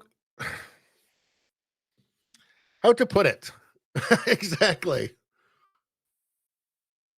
How to put it?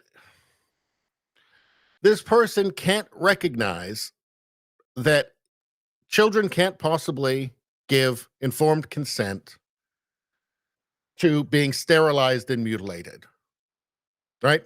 They don't know what they're going to be like, what they're going to be thinking in 10 years in their 25-year-old bodies, say, right? That's impossible. Everybody knows that. Everybody has to know that. How can you not know that? It's impossible. And yet, because perhaps this person has been so demoralized, and I don't mean demoralized by depressed, but has no morals, right? So demoralized that he's incapable of understanding that. And it's a comment like that you see sometimes.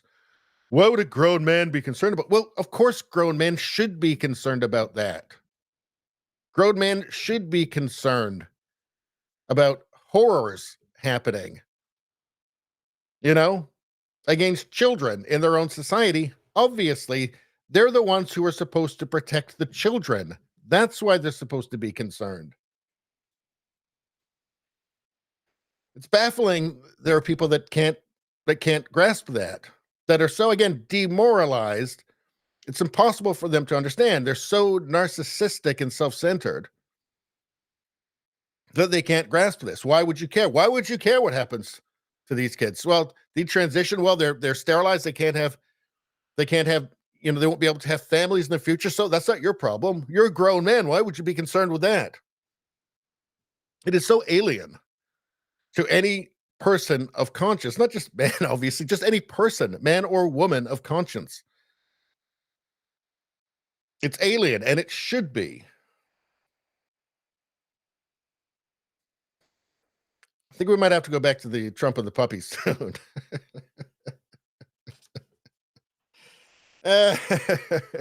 But what do we see here? In Canada, there are parental responsibilities. And in Canadian family law, the primary well, I'd like to say, first of all, there's no such thing as parental rights. In Canada, there are parental responsibilities. And in Canadian family... Yeah, so I guess parents have a responsibility, to the state, I guess? So this is, and we're seeing more and more of these now. These are mask-off moments for the far left. This is far left. What else is this? This is extreme, right? This is extremism. Okay, it's mask off. It's plain for all to see. He's saying that parents don't have rights over decisions for their children, their own children, the right to decide for their own children.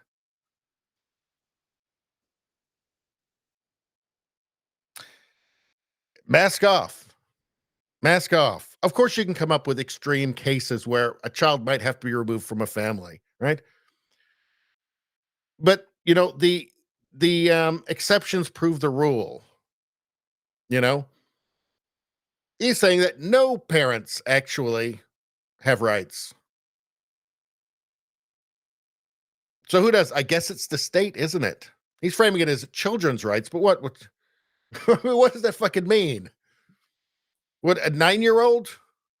What can it does a 9-year-old have a right to go get in the car and drive to the liquor store? Yeah, these people think that parents, that mothers are just incubators for the state, just to produce their future socialists, their future revolutionaries, their future drones. And he used the word affirm. He says affirm. He's talking about gender affirming care, the euphemism, gender affirming care, which is just simply a child, whatever age, 5, 9, 12, whatever, right? Self-diagnoses himself, and the doctor rubber stamps it. That's what gender affirming care really means. Affirming, it means they walk in, you say yes. They walk in, they say, I want some hormone blockers. I want some cross-sex hormones. I'm 12, right? They say yes. That's what gender affirming care is. That is just affirming the self-diagnosis of a fucking child.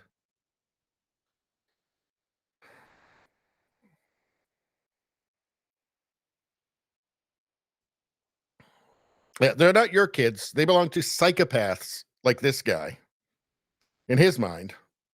And you can see the smugness and the glee in it too. Just the glee. What do you want to bet he has no kids? I doubt he does. It should people like this should terrify every parent. How any parent could vote for the NDP or the Trudeau Liberals is beyond me.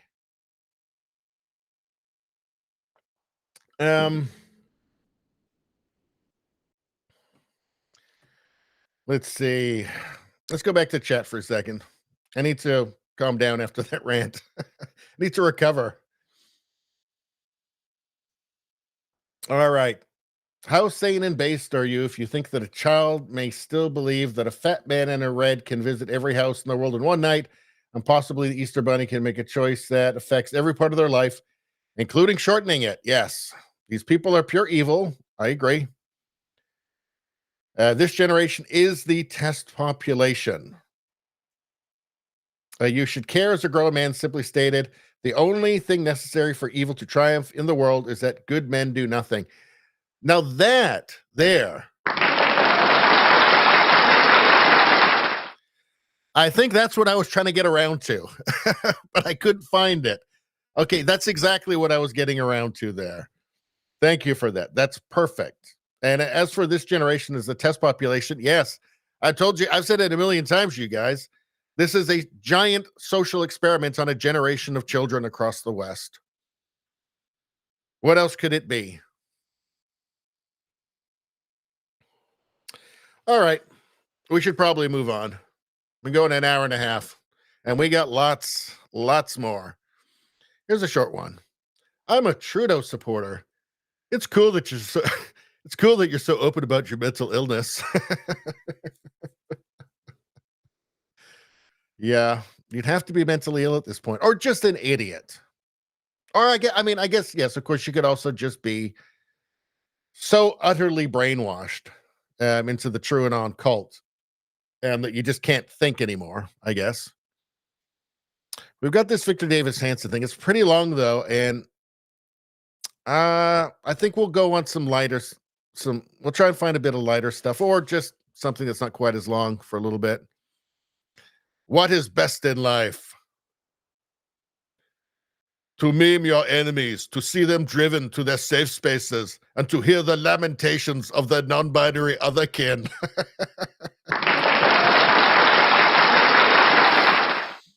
Yes, Conan. I like it. This is why I like the internet. This is why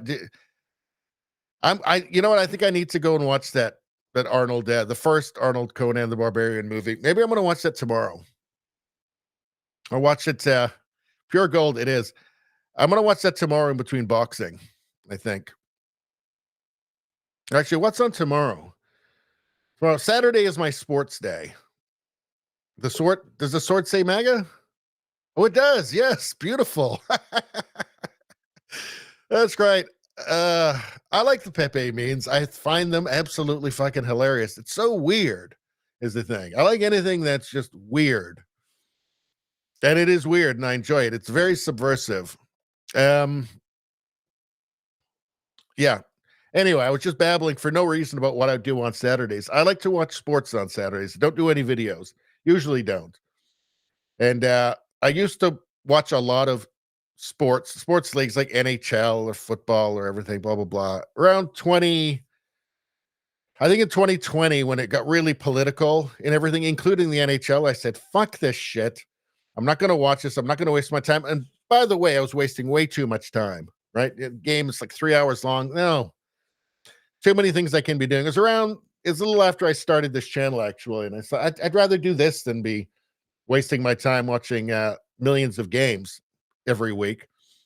And so I started just watching boxing because it was boxing and MMA because it was just Saturdays. I know this fight's on, like there was a Thursday fight this week. But normally it's just like Saturdays, and that's just one day. And I'm not going to work, and I just enjoy watching it from morning until night. I think this weekend it's only boxing early from England, and then it's going to be MMA. I don't know why I needed to tell you that. I guess I just needed to tell somebody. And confession here, I have started watching a little bit of hockey again because it's the only way I can get my adult sons to come over and visit me to watch a hockey game if I buy pizza. So it's good for that. Let's see what is going on.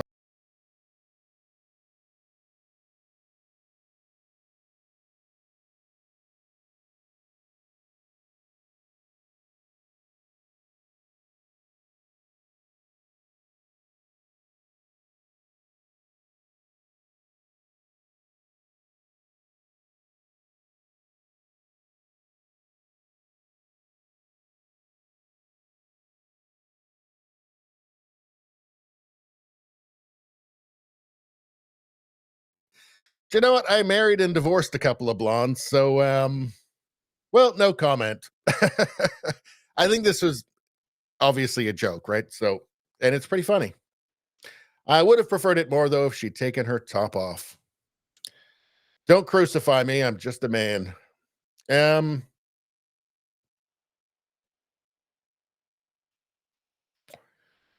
Wait a second, what is this? Peppa Pig is a banned meme in China for some reason. Do you know its origin? I mean, I don't know that. That's very odd. China bans Peppa Pig because she promotes gangster attitudes. What? What does that mean? I have no idea what that means, Pierre Polyev. That's very strange. They've got some strange rules over there. I think Winnie the Pooh's banned there too, right? Because of the resemblance, you know what I'm talking about. Oh God. Okay, we're back on the so Trudeau just rides every fucking woke atrocity as far as he can. So here he is talking about the ban on child sterilization and mutilation in Alberta. And he is pure politics. He is nothing but politics. He has no soul. He has no core identity. When Trudeau said that Canada has no core identity, that was projection. He was talking about himself. Right? When he said that Canada is the first post-national country, which none of us agreed with, by the way, he was talking about himself. That's projection. He doesn't see himself as Canadian. He sees himself as a citizen of the world. Is the scion of the famous Canadian Prime Minister Pierre Elliott Trudeau. All he does is project himself onto the Canadian people and talks about what Canadians believe in, even if it's something that polling shows is incredibly unpopular. He never fucking gives up. Let's hear this. Here's the problem, and I know you guys feel the same way. It is difficult to listen to this guy talk. It's so maddening. It's so irritating. It's like getting a nail driven into your brain. But we got to do it. Again, we have to do this to honor our ancestors. So let's go ahead. Prime Minister, on pharmacare legislation, how is that going? Trans kids are 5 times more likely in this country to attempt suicide. Well, Mr. Polyev. After transition, okay, let's keep going. Ms. Smith are proposing is to take away the rights of parents and their kids to make the right choices for them with their doctors. We don't think government should be. The doctors are a rubber stamp. They all follow the affirming care model, which means you just affirm. Child comes in with their parents and says, I'm this or I'm that. The doctor just says, okay. Half an hour later, they're getting a prescription for puberty blockers. That's how it works. I will give him credit. I think he doesn't even know that. I doubt that he even knows that, but let's continue. Doing that. Our government will always stand up for the most vulnerable, including our trans youth. The fact that Premier Smith and Pierre Polyev want government to take away the option for parents and their vulnerable youth in consultation with their doctors to make the right decisions for them is anchored in ideology and is not about protecting the most vulnerable. Our government will do whatever it takes to protect the most vulnerable. Oh my God. See, it's projection. Everything talks about it's ideological. Oh yeah. Yeah, it's everybody else that's ideological. Jesus. They keep saying trans kids. That's the whole fucking point. You don't know that they're trans. They're kids. They don't know. That's the whole point. It's a language. They don't use language to communicate. They use it to manipulate. How can he not understand this? How can people, grown adults, not understand this? It's not even that difficult. You could still be an idiot and understand these concepts. But if you're Justin Trudeau, you don't give a shit. It's all about power, grasping onto power no matter what, no matter how many people you hurt, no matter if you hurt an entire fucking country.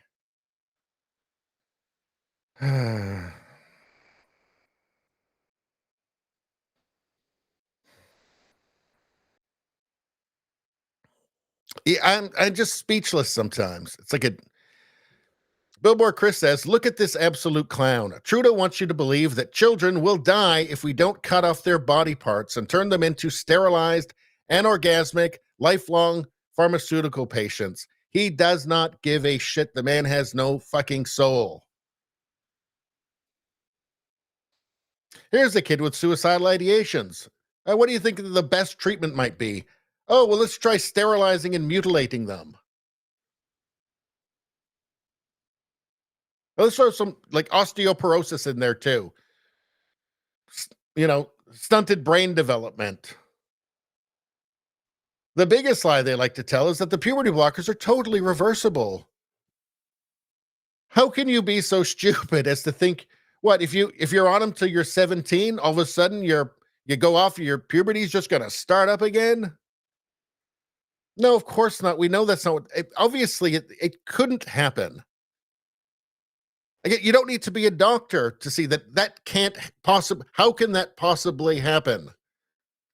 What ends up happening is you end up being not fully formed. You end up with not fully formed reproductive organs.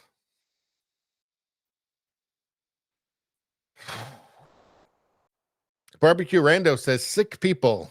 Yep, you're not wrong about that. It really is at this point. I'm not even religious, right? But I'm willing to say at this point, it's a spiritual sickness that has been spread. It's a mind virus spread by soulless, conscienceless communists. Just call it what it is.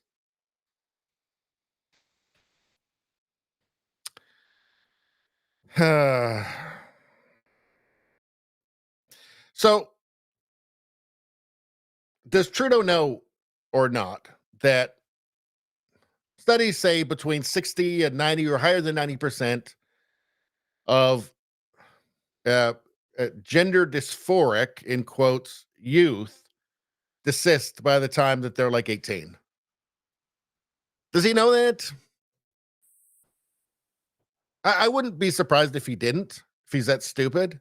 You know, I mean, there's all kinds of obvious reasons to not say the things that he says anyway. Probably doesn't know that.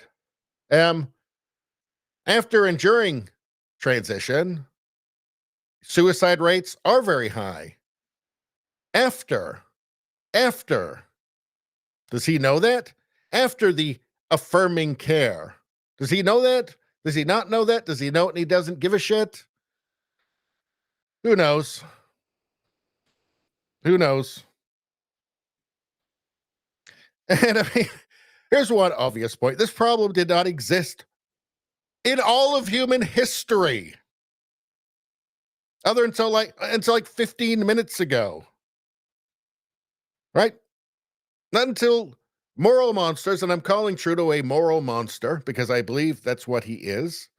Not until moral monsters like this saw a political advantage in it, and pharmaceutical companies saw profit in it. I mean, don't forget, these are people that are going to be lifelong medicalized. They're going to be medicalized for the rest of their lives. These are repeat customers, all right?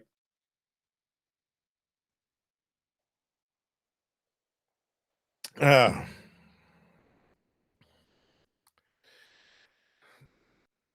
find, let's listen to this last part here. Smith and Pierre Poilievre want government to take away the option for parents and their vulnerable youth in consultation with their doctors to make the right decisions for them. Oh, I can't get through it. I can't do it. I can't watch them.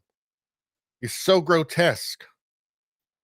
This we've seen it many times in Canada, this self-righteous play acting here. It is, especially in this circumstance, it's particularly grotesque, is it not? Who is a more disgusting human being than Justin Trudeau? Or world leader. Who's worse than him? I mean, I don't know. Who knows, the truth in his dark, dark heart. Anyway. I think it's time to get back to Trump and those puppies again. It really does soothe me, I've got to say. It really does soothe me. Let's get to the chat. And we'll all just admire this picture of Trump saving those puppies again. Let's see.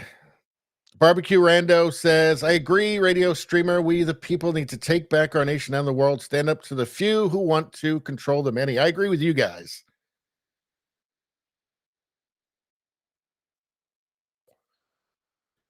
Let's see. Radio streamer says that his sister was a tomboy. She hit puberty and did a complete 360 in less than a year. Yeah. Yeah. Now they want to turn that. They want to medicalize that child and mutilate that child.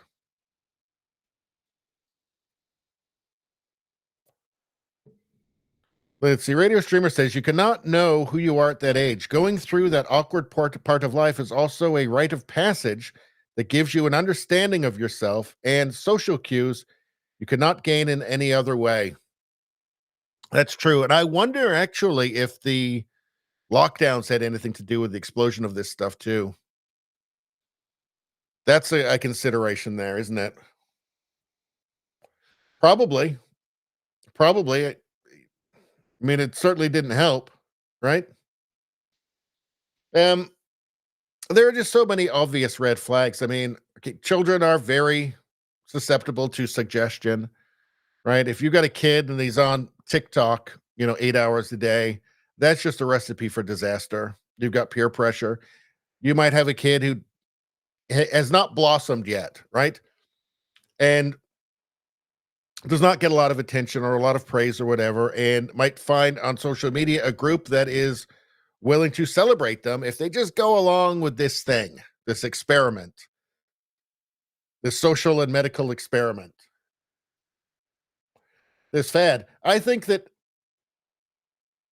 this will fade the way that it's fading in Europe, the way that European countries are now put the brakes on it and are now taking steps backwards, because they were ahead of the curve on this. They started years before it started happening in North America. And they have a lot more data, and they're saying, no, this was a mistake. This is not helping these kids, it's hurting them. Right? So, like in Sweden, for instance, now they don't do it unless it's an exceptional case. I don't know exactly what that qualifies as, but that's not gender affirming care.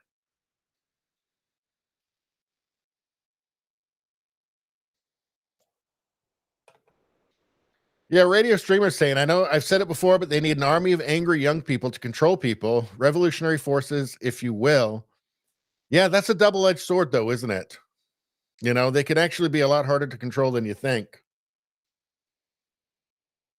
But I do think that this is inevitably going to back off, and I don't think we're going to see the equivalent of like a Nuremberg trials for this, although it would certainly deserve it. I did a video about Jordan Peterson tweeting earlier this week about Jordan Peterson tweeting that, and subscribe to the channel, by the way, whether you're on Rumble or YouTube right now, or on watching the replay on BitChute or on I don't know if this one's going to be on Odyssey, but anyway, wherever you are, subscribe and you can see all those great videos. But Jordan Peterson tweeting about how the sterilizers and mutilators should be imprisoned. They should go to prison, and all those who help them. I don't think it's going to happen. There's too many of them. The pharmaceutical industries are too powerful. There's too many politicians, right? We just saw one. There's too many politicians involved. What'll happen is that they will quietly back off this, like has been happening in Europe. And especially once the lawsuits start pouring in, right? Because that's a problem they're having in Europe now. It's a lot of lawsuits. Okay. I think that's enough Trump with the puppies. And he'd do it. He would run into that burning building and get those puppies out. Man's a damn hero. All right.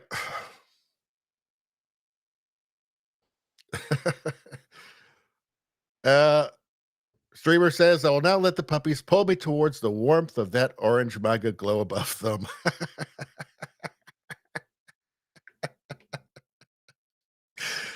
I love memes. It's the best thing.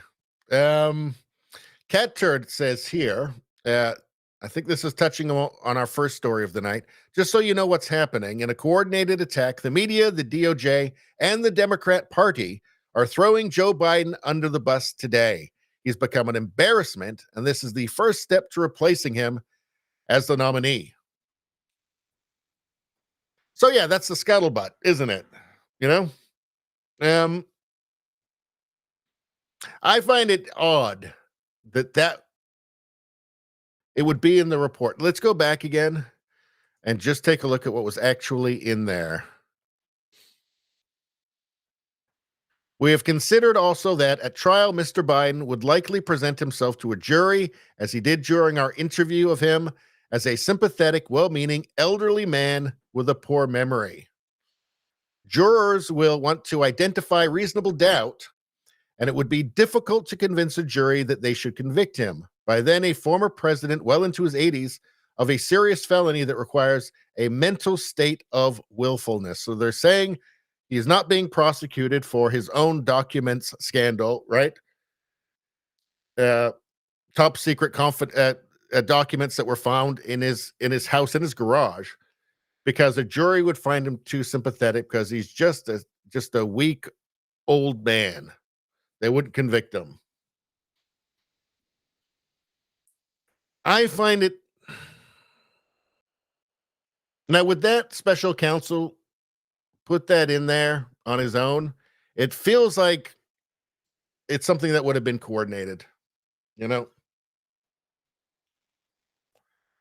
Anyway, Brett Weinstein says that Biden cannot be removed from office under the 25th Amendment because that requires discussion of his obvious mental decline, which by the DHS definition constitutes malinformation, a kind of terrorism. Welcome to the turnkey totalitarian state. So Biden cannot be removed from office under the 25th Amendment because that requires discussion of his obvious mental decline. And he's talking here about the DHS has these definitions of like misinformation, disinformation, and malinformation. Malinformation being information that's true, but could be damaging to the narrative, obviously. It's like unhealthy information, even though it's true. Which is, insanely Orwellian, is it not? So they can't, they would have to be open and frank about Biden's melting brain. But to do that, that would be true, but it would be malinformation. So it would be damaging information. You can't have that.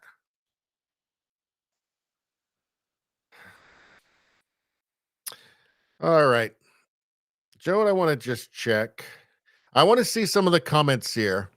Let's go back to this billboard, Chris. Trudeau, look at this absolute clown talking about just being so self-righteous about the horrific gender-affirming care policies. Let's see what the people had to say about it. Imagine, well, here's from Billboard Chris elaborating. Imagine being such a terrible human that you try to weaponize suicide to manipulate people into mutilating and sterilizing kids.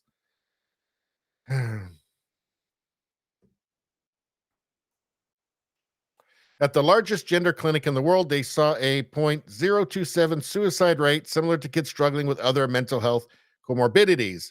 There is no epidemic of suicides because children are going through puberty.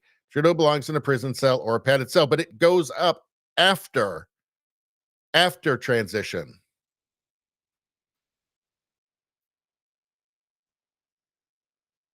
Billboard Chris says, yes, suicides go up after transition, not down.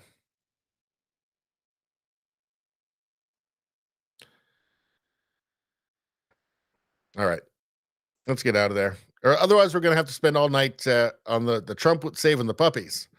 And we got business to do. We got to work.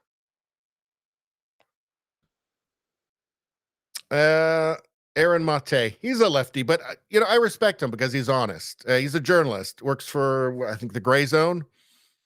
I disagree with him heavily on a lot of stuff. But I do think he's an honest actor. The Putin Tucker Carlson interview has extensive discussion of issues that the U.S. media across the spectrum has ignored and whitewashed. U.S. building missile systems near Russia. True. The 2014 U.S.-backed Maidan coup. The U.S. blocking the Minsk Accord. Jesus. Okay, hold on. Let me start over. U.S. blocking the Minsk Accords. U.S.-UK blocking the April 2022 peace deal, particularly Boris Johnson there. So U.S. media stenographers accurately anticipated and reacted harshly to this breach of their propaganda barrier. Yeah, that's why they're freaking out, right? It's like we were talking earlier. They want just simple, childish narratives for you, right? And things like context damage that. Context makes you ask questions. Not supposed to do that. You're just supposed to swallow the childish lies that they feed you. Okay, we have to watch this because it's weird. But first, I need to excuse myself for just a minute. I will be right back, you guys.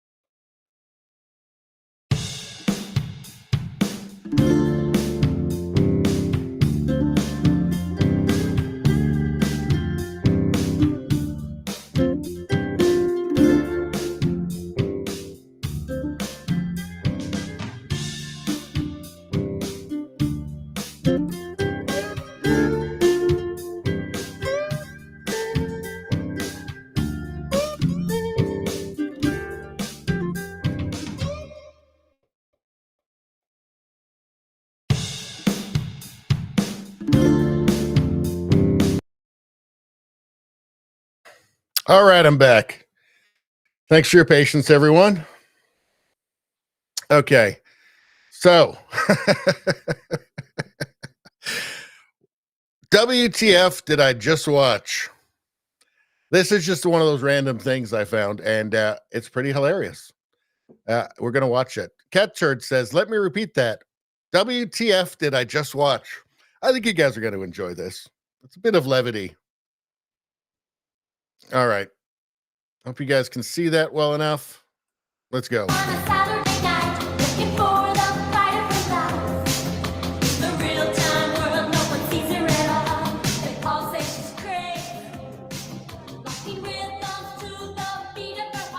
Just wait. It's coming. It's coming. I tell you right now, I promise you, it's going to be worth the wait.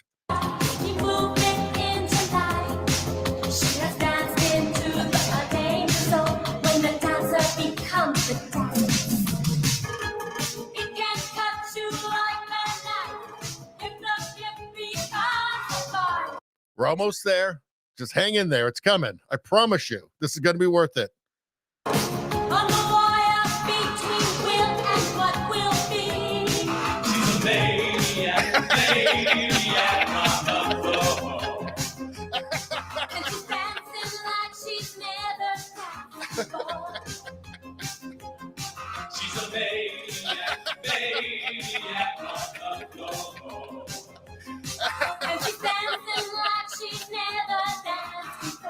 Oh, that was the best part right there.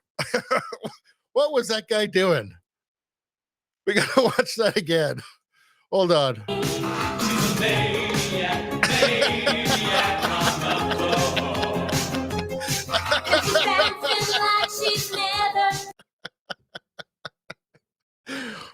Oh, I tell you, the 80s was the best decade by far, and this proves it. God, I miss the 80s. Nothing that funny has happened on TV in like 20 years. Anyway, let's see. Well, that's the entire Tucker interview. That's 2 hours. We're not going to watch that. What time we got? 11:30. It's 11:30 here. Let's see. This anti-woke commercial is poking. This is the parody account. This anti-woke commercial is poking fun at everything I believe in. Not funny. Remove it at once. I think we better watch it.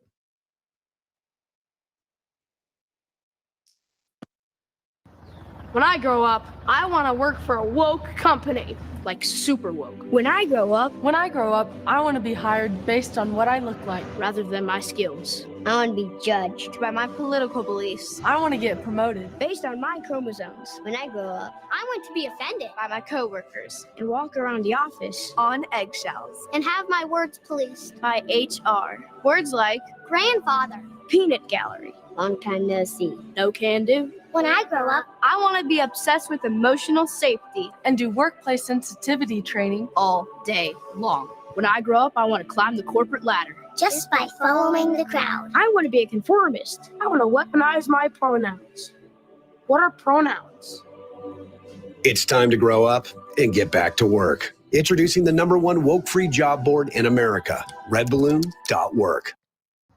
When I grow up, I want to work for a woke. So we're seeing, Tim Pool talks about this as a company called Parallel, was it Parallel Economy, I think? But we're seeing parallel economies rise up to combat the wokeness, because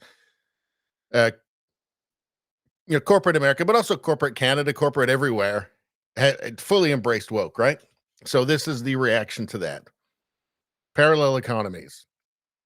And it's a healthy thing. And eventually, hopefully, this will just actually take over. I mean, it should do very well because it's based on merit, right? So a company that's based on merit and a company that's based on woke and equity, well, the merit-based company is going to win that competition for obvious reasons. So, 2:34 in the morning for Radio Streamer. Jeez. Well, thanks for hanging in there.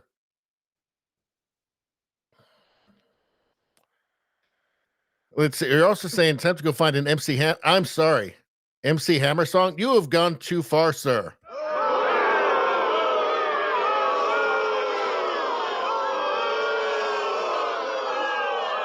I mean, come on, we love you. You know that. You know that we love you, but everybody goes a little too far occasionally. And a good friend lets their friends know when they've gone too far, in my opinion, right? So no, sir, we shall not be finding an MC Hammer song. Although, now that I think about it, he does make a good point. But no, we're getting too off track here. No, we can't do it. We got to stick with it. We got a lot of stuff to go through here. I'll tell you what, I'll rack up an MC Hammer song for next time. Damn it. Okay. From Jimmy Dore. This is creepy Dr. Evil stuff they say right out in the open in front of cameras. First, they told us, you will own nothing and be happy. Then you will live 15-minute cities. Now travel will be reserved for the elite and the poors will take virtual vacations. So this is why everybody hates the WEF. Let's take a look. There's going to be people of means who are going to travel, and then there's going to be people maybe of lesser means who might actually be able to use an Oculus or a Magic Leap or some other kind of device to travel to the same place, but from their own couch. There's going to be people of means who are going to travel. Well, that doesn't sound very good. That doesn't sound very good at all. So, I don't know. I guess, fuck the WEF, I guess. We say it every weekend, basically. Why stop? Jesus Christ. All right. Trudeau's immigration minister says he's pissed off that the thousands of refugees from Gaza that he wants to enter Canada are delayed. Let's hear this. I wanted to follow up on your comments in the House yesterday about the Rafah border and your frustrations with sort of getting family members out. Can you give me a sense of how many people have been pre-approved so far and what the challenges are? Well, we have an initial list. The local authorities need to help us get people through the Rafah border crossing. Canada doesn't control that, and I'm pretty pissed off about it. You know, we've made a pretty broad program for people that have relatives in Canada. It is unique, so perhaps there is some trepidation by people on the ground as to whether to let these folks out, but it's a humanitarian gesture, and it's immensely frustrating for me. I still think we have, before I speak more publicly on it, I think we still have some diplomatic work to do. So I have an alternative plan. Zero. None. We've got to stop somewhere, right? We're talking about millions of people in like the last 3-4 years, right? Canada's only got a population of, well, now 40 million since Trudeau's been in. I know that the Trudeau administration, the Trudeau government has apparently bottomless empathy, right? Which apparently all the Canadian citizens have to pay for. I think Canada's run out of empathy. Like, you've got to draw the line somewhere. You can't just take the entire world. How about no? I mean, he's pissed off. Well, you know what? The rest of us are pissed off too. We're pissed off that this is happening at all. I mean, the polling is pretty clear. Canadians don't want any more immigrants. We can't handle it. It's not a matter of preference anymore. It's a matter of just survival. It's too much. We can't handle, our infrastructure can't handle the amount of people that are already here. The amount of people that Trudeau has flooded into our country. It is overwhelming everything. It's overwhelming the healthcare system. You know, every once in a while I get in the comments to my videos, we'll be talking about like immigration. There'll be one of these, I mean, maybe these people just work for the Liberal Party, or maybe they're tweeting from China, work for the CCP, but you'll get a comment like, healthcare is a provincial. Healthcare is run by the provinces. Yeah, and immigration's run by the federal government. And that is what is crushing our fucking healthcare, is there's too many people. You goddamn moron. I think I deserve a clap for that. I know you guys are clapping at home already. I just want to hear it.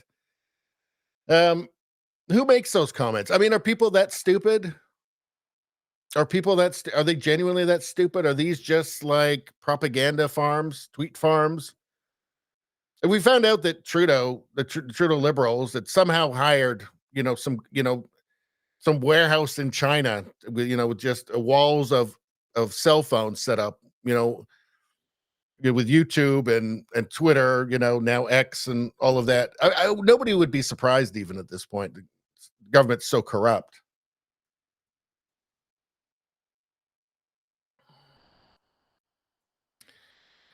So here's my answer. Right. And I think Canadians don't want any more. We've seen enough green flags on the streets in giant protests. I think that's enough. Thank you very much. My answer is no. No now. No until the heat death of the universe. No until the end of time. An infinite number of no's. Am I making myself clear? No, it's got to stop somewhere. Anyway, God damn it. Just a second. So much better. Just a second. Just to take the edge off, And we already looked at this guy earlier. Let's see. So, Tristan Hopper here, a Canadian journalist, saying, I'd like to say this is the craziest NDP private member bill I've ever read, although there's probably one in the 70s where they pledged to ban money or something. He's a conservative journalist in Canada, and he's quite funny. This is the bill that we talked about earlier, the one that wants to put you in jail.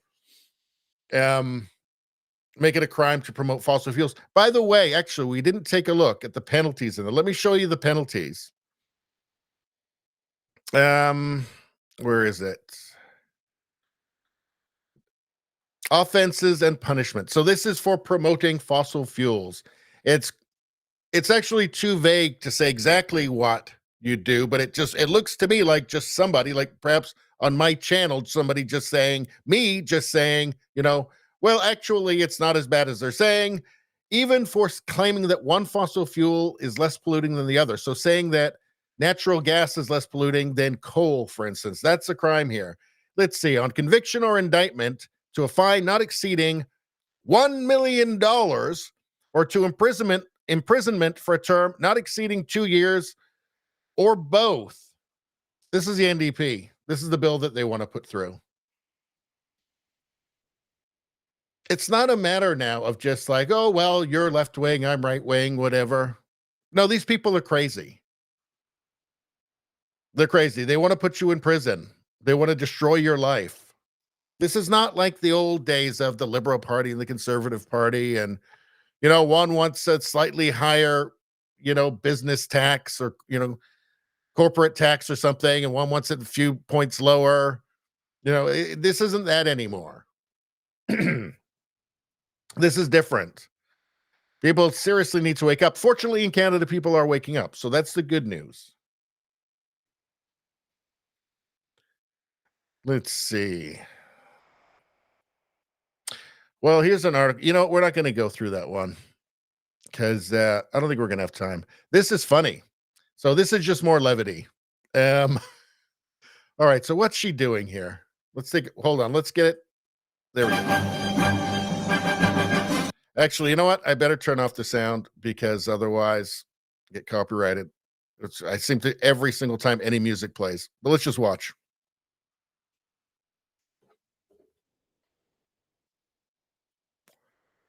I'll put my music on.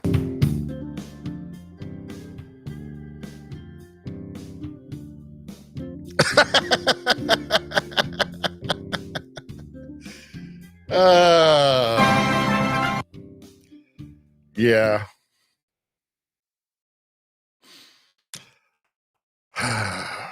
I'm just waiting for the comments in the chat. You guys must have something to say about this.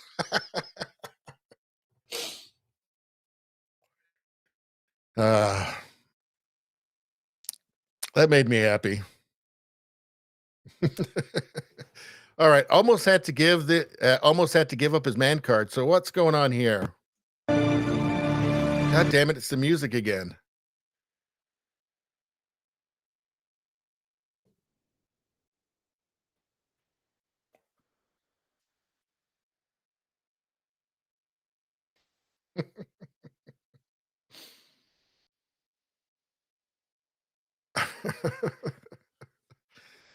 It's truth. I remember many years ago when I was probably like 23 or something. I started dating this this is like a proto woke girl, like super feminist. I didn't really realize, I didn't really know what that was back then, you know, but it turned out she was, and she was in the same apartment building. And I really liked her because she had 4 cartons of cigarettes in her apartment. So I thought she was worth knowing. And we went to the store and opened the door. And as she walked through, I slapped her on the ass. And she turned around and she looked at me like I'd shot her. Right? Like, what the fuck? What did you just do? It's like some sort of a sexist crime, you know? I thought, well, I don't know. I've done a lot worse to you, you know? I mean, in a way that, you know, in a good way, right? I don't mean, you know. And it was a kind of a shocking moment for me. I just realized that something was changing in the world. And just frankly, normal things were becoming offensive, I guess.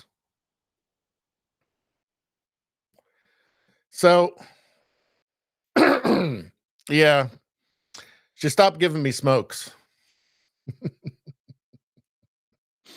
That was a bummer, and I just had to get on with my life. Now, I don't know much about this. I just saw this, and I thought it was interesting. Sebastian Gorka loses his entire fan base for saying Tucker Carlson is doing KGB PR by interviewing Putin. Neocon rat, says Alex Jones.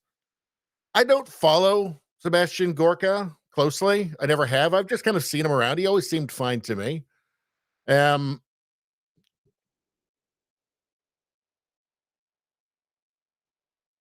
think I saw him interview Razorfist a couple of times. I think it was him. So this seemed kind of surprising to me. It seemed like out of character, calling Tucker Carlson a doing KGB PR by interviewing Putin. I don't know. What do you guys know about this? I don't know anything about this. It's not something I've really looked into. It's just something, my intention actually was to ask you guys. So I don't have time to research everything. Radio Streamer says, we still hold open doors for women here. I know I'm a sexist monster. Yes, you are, sir. A monster. It turns out in polling that women actually like that shit for some reason. Even feminist women are more attracted to conservative men, and specifically sexist men, which is very interesting, right? You know, there's something askew in the narrative when the best-selling book for women is like 50 Shades of Grey, which is basically just a woman being humiliated for, I don't know, 400 pages or something. I haven't read it, but I understand that's what it's all about.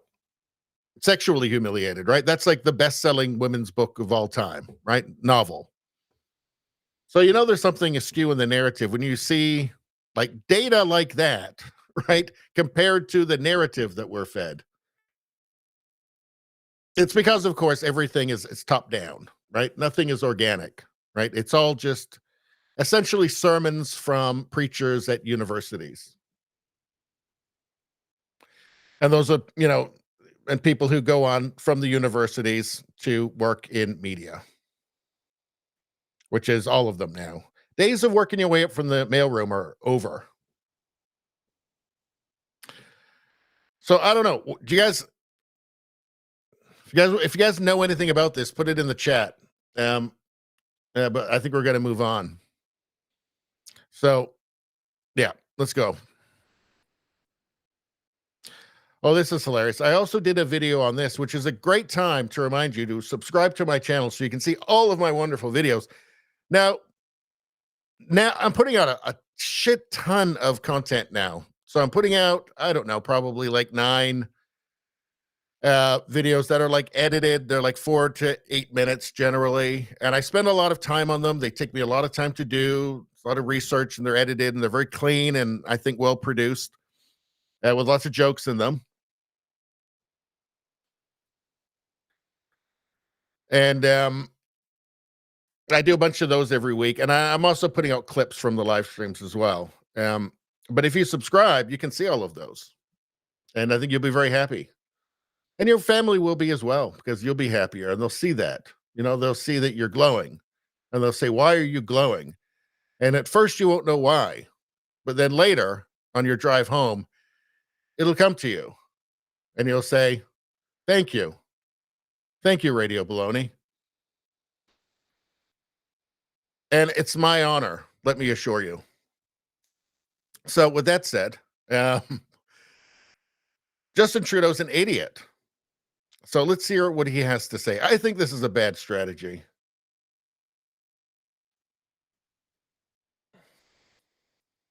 Hold on, before we get to this, Radio Streamer says, wait, did you call it the mail room? Well, the mail room, where the mail is. You know, the mail that comes for people, you know, the letters, you know.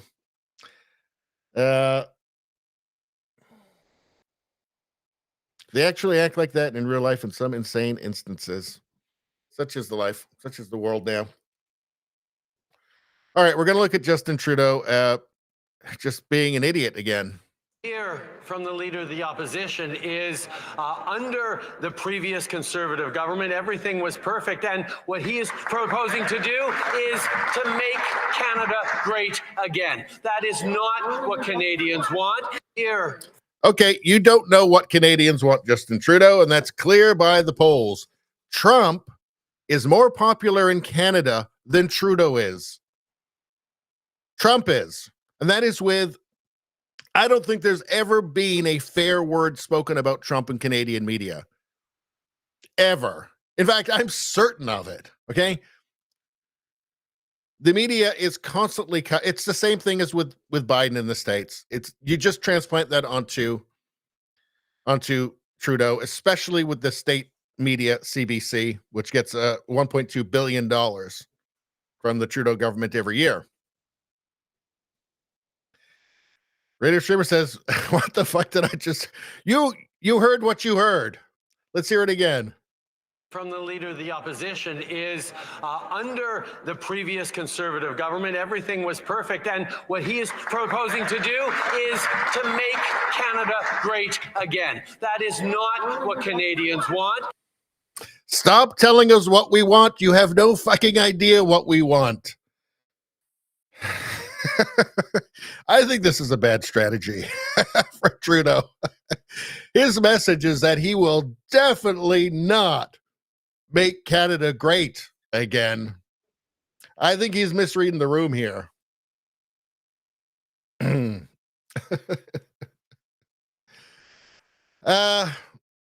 Now, it is true that Trump is unpopular in Canada because of the constant stream of propaganda that Canadians get from American media and also from Canadian media. But he's more popular than Trudeau. He's a couple points up on Trudeau. He's like 33%, and Trudeau's like 32%, 31% or something. So I think this is a bad strategy. And also just with the state of Canada right now, right? In the population trap that we're in. You don't want to be the guy saying that he's not going to make Canada great. Like just that word great. Forget about the slogan. Just he's not going to make Canada great. Again or otherwise, right? I guess we call it McGah, I guess. This is a poor strategy, I think, on his part. I don't think he's proving himself increasingly stupid. And at least before, he seemed to have kind of an animal cunning, and he seems to have lost that as well. He seems to have absolutely nothing. We call the people that still follow Trudeau, TrueAnon, you know, and these are the true Trudeau believers, right? They can't be dissuaded. They're impervious to common sense or just even noticing the reality around themselves. Radio Streamer says, I play international games online. Lots of Canadians, young and old, not only hate him, but love Trump. Yeah, there are lots, but there's also a lot that are just completely brainwashed. Even ones that will vote for the Conservative Party in the next election still hate Trump. It's been a tsunami of propaganda from the start. How does this benefit him? Saying that he's definitely not going to he doesn't want to make Canada great again. It will make the TrueAnon drones happy, but it sends the message, in my mind, it sends the message that he's more concerned with messaging and politics than with governing. I mean, it's such an obvious slip, right? Like, even if you have an aversion to MAGA, right? Still, the underlying sense of it, right, is not something that you want to promise that you're not going to deliver, right? I am definitely going to make Canada. Canadians want this country to be shit. Canadians want to be poor. That's essentially what he's saying there. And stop telling us what we want. You don't know what we want. You have no idea what we want. Apparently, he's digging his own grave. He's digging his own grave deeper every day. And there is just no platitude or ethnic costume, because he likes those.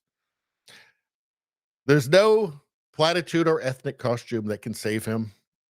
He is flailing desperately. And please, I just need him gone. I need him gone. Voted out, elected out. Or he can step down, whatever. I mean, stepping down would be better because we get rid of him sooner. He's got nothing else in this, by the way, right? Like, he's got no policies that anybody wants. So he's got nothing. He can do this, or he can call everybody racist, which essentially that's what he's doing there. He's calling everybody who doesn't like him racist. And I'm afraid that spell is breaking, not only in Canada, but across the Western world.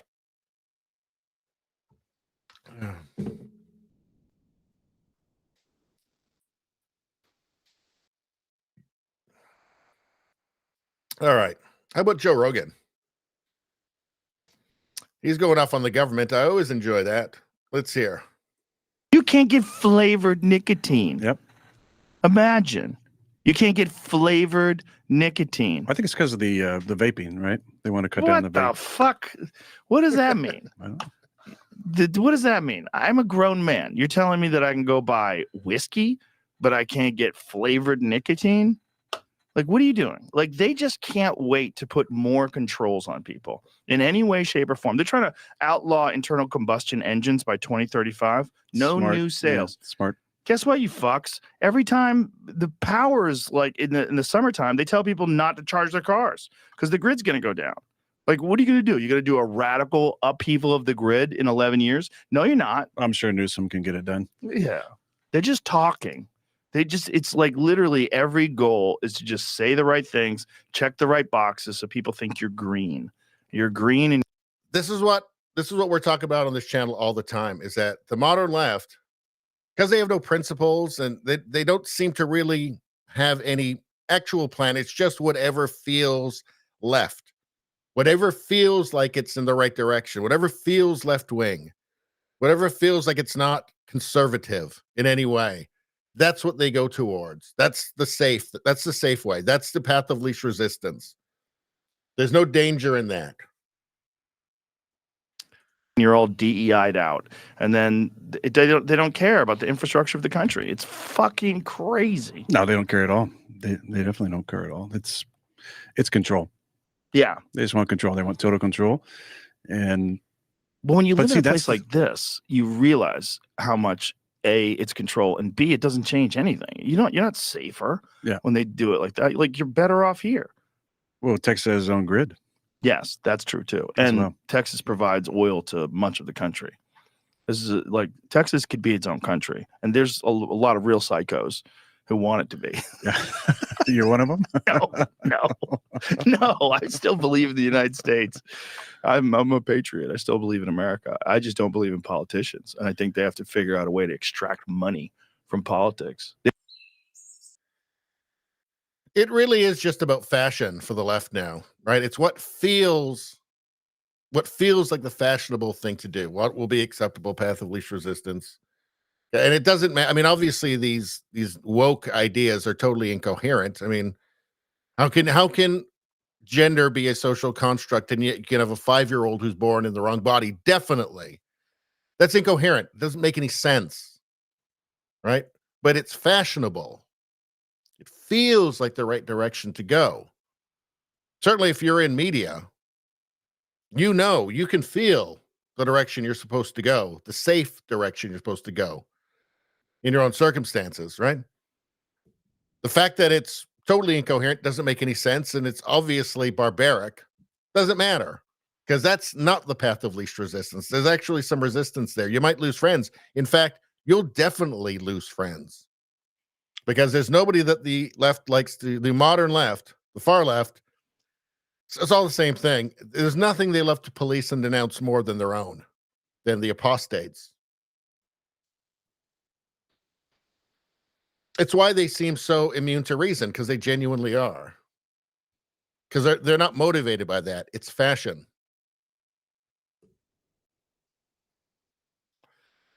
Now, here's something refreshing.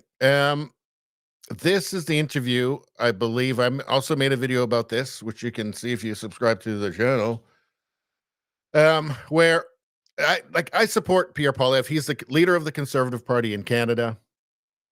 But one thing I've been frustrated with is that not getting enough definitive, forthright answers to questions like immigration. And this one felt like another example of that.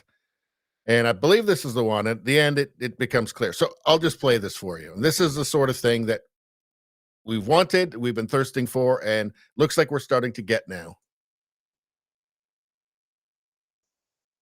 For puberty blockers and hormone. Do you support age restrictions for puberty blockers and hormone therapies for trans kids?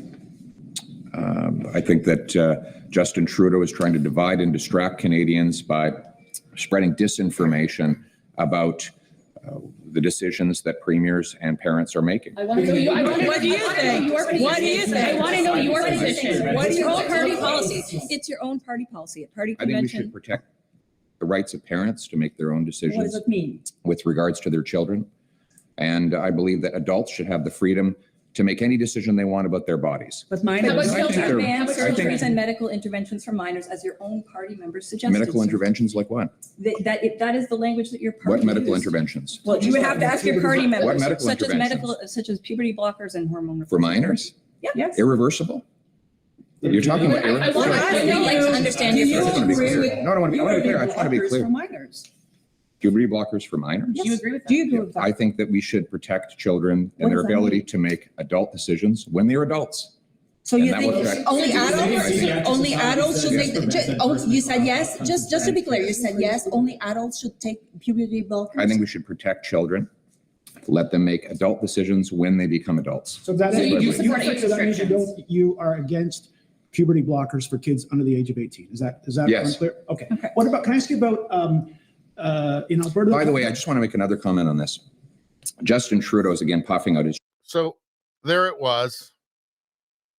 Only adults should make, you said yes, just to be clear, you said yes, only adults should take puberty blockers? I think we should protect children, let them make adult decisions when they become adults. So that you means support you are against puberty blockers for kids under the age of 18. Is that Yes. unclear? Okay. Finally, this is what we wanted. This is a no-brainer. This is supported. This is popular in Canada, particularly amongst parents. That's how it's done. Exactly. That's what we wanted. That's a voice of sanity, right? You notice how they they try to they try and mask everything with their language. Again, we'll say it a million times every stream, right? They don't use language to communicate. They use it to manipulate. So what does she say here? They talk about medical interventions. About the decision to make their own decisions. What does it mean? With regards to their children. And I believe that adults should have the freedom to make any decision. That is the language that your party What medical used. interventions? See, there we go. For minors, as your own party members suggested. Medical sir. interventions like what? That is the language that your party. They don't want to say like what. That's the thing. They want to hide that. They want to obscure it. They want to obscure it and hide it behind euphemisms like gender affirming care. But what does that actually mean? See, he's asking, well, what does that mean? What medical interventions? What medical interventions? Well, you would have to ask your party members, What medical such as interventions? such as puberty blockers and hormone. For minors? Yep. Yes. Irreversible? You're talking about I want to like to understand your. I just want to be clear. No, I want to be clear. I just want to be clear. For minors. Puberty blockers and hormones. So they got that much out, right? But the real question should be, I mean, these are journalists. They're supposed to be, their job is supposed to be to uncover facts for the audience, even uncomfortable ones. And what does that mean exactly? What do puberty blockers and cross-sex hormones actually do to children? These are the questions that they should be talking about. These are the articles they should be writing. These are the questions they should be asking. They should be asking these questions of Justin Trudeau. They should be saying, you support hormone blockers and cross-sex hormones, the puberty blockers and cross-sex hormones for children. So what are your thoughts on the sterilization that occurs, the chemical castration that occurs? They should be asking him those questions. They don't, though. They don't want you to know the answer to those questions. They don't want you to know about that. They don't want to use those words, the real words, the words that describe reality, like chemical castration. They don't want to talk about double mastectomies for 15-year-olds. Why? Because people would be horrified. At least every decent person would be horrified. See, that would be given context. We talked about this earlier. They don't want you to have the context. They want you to have a simple, childish narrative and not to think about it, not to ask any questions. It's grotesque, in my opinion. And I think it will not be looked upon charitably in future generations because this is clearly barbaric. This is not something that can continue. Anyway. Let's see. So this is interesting. I saw this from Nerdrotic. Let's fucking go. Gina Carano. Today is an important day for me. I'm filing a lawsuit against Lucasfilm and Disney.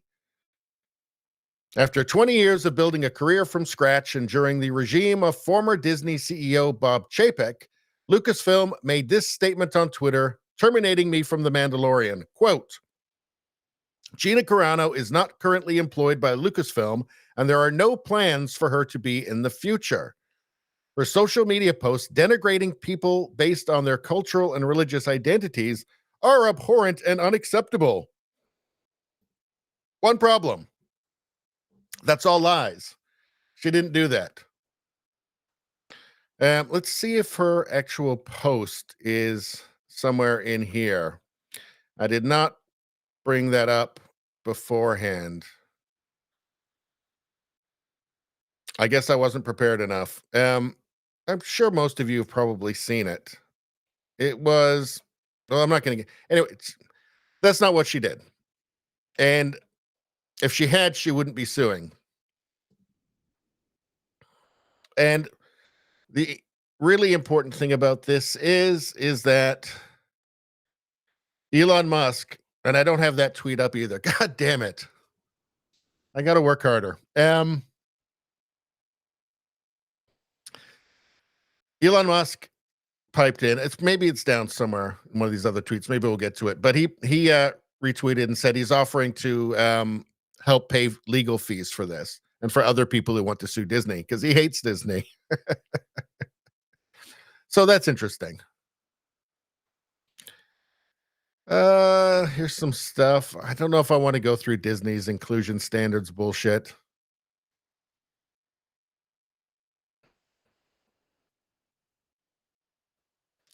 Oh, this is funny. Okay, let's watch this.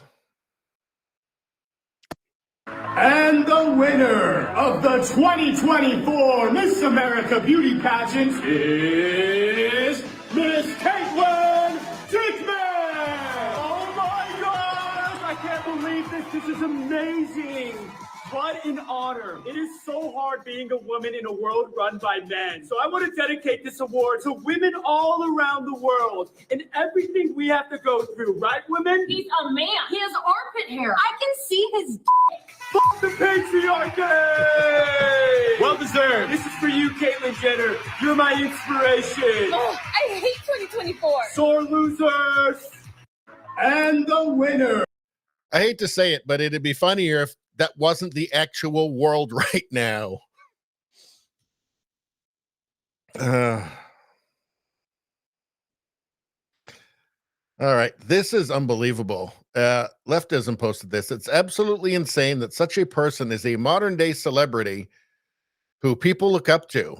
We have really fallen as a society. This is unbelievable. You'd almost think this is a parody or something.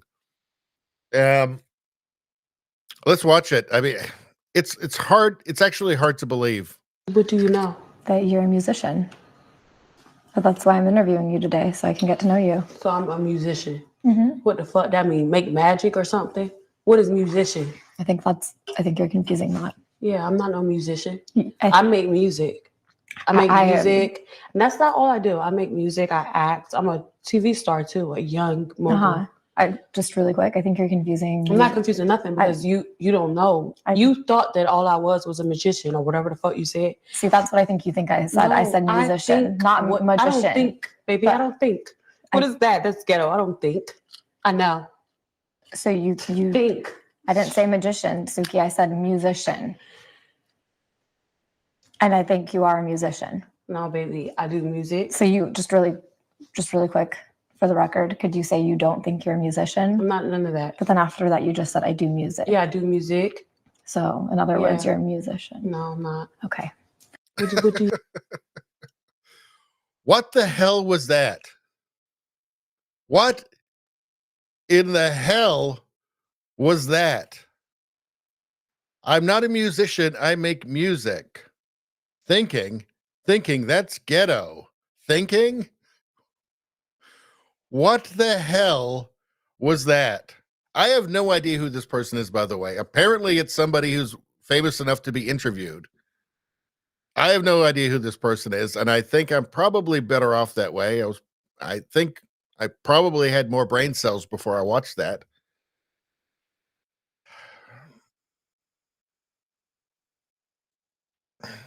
Radio Streamer says he knows what that was. What was that? I don't know who this person is, but that is maybe the stupidest person I've ever witnessed. So apparently this is somebody who's well known, who's famous or something, and that was my state-funded school system at work.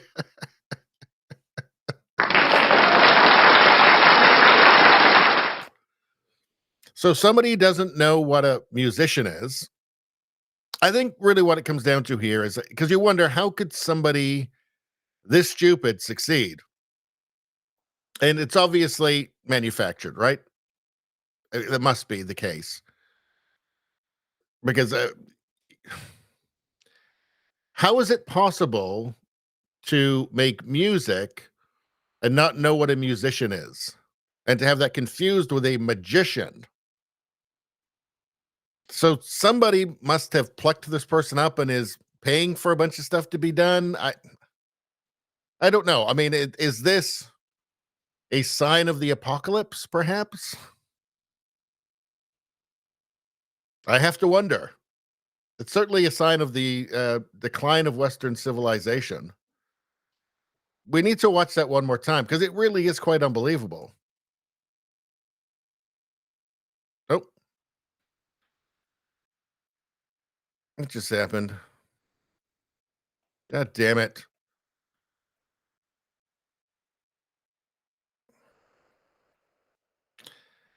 How do I get back there again? Bookmarks. There we go. I'm going to go all the way back down. I hate it when a plan doesn't come together. All right. I think we're getting close.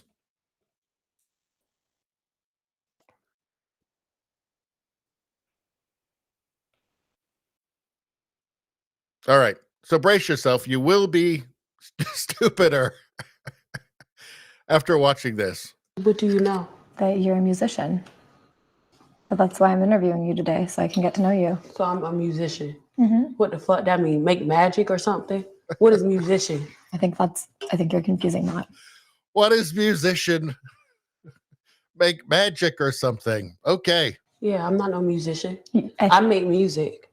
I make music. And that's not all I do. I make music. I act. I'm a TV star too, a young mogul.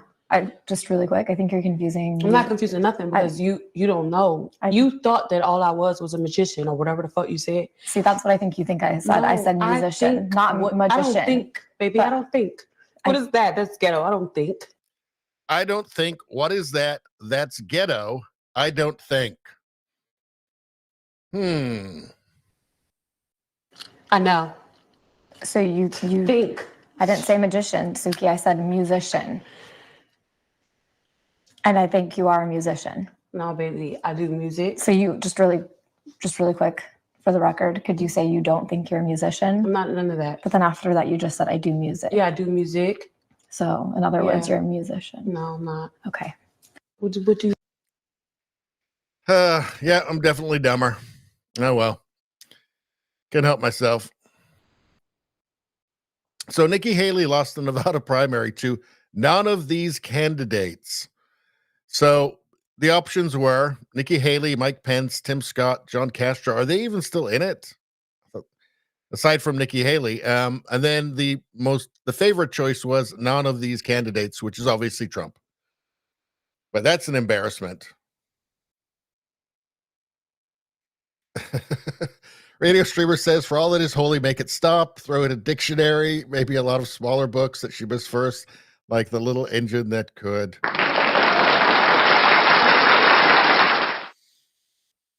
So that's going to be pretty embarrassing, losing to none of these candidates. Basically, that could, I guess, be read as not Nikki Haley. So it's pretty obvious that she's just hanging around in the hopes that Trump is not, doesn't make it to the, to election day, right? I mean, that's pretty clear at this point. She seems to be a total establishment shill. I'm sure she's had lots of conversations with relevant people. That should make people nervous, I think. Let's see. Brussels caves to farmers' demands. Green Deal crumbling. Belgium has reportedly confirmed it will reverse its plan to cut pesticide use in half by 2030, signaling the EU Green Deal's first significant blow. Well, they're not going to stop trying. That's the thing. But look at this. And, you know, apparently this was all inspired by the Freedom Convoy in Canada, in Ottawa, which is something that, you know, many, many Canadians are very proud of. So now I believe the same thing in the Netherlands. They won, the farmers won. So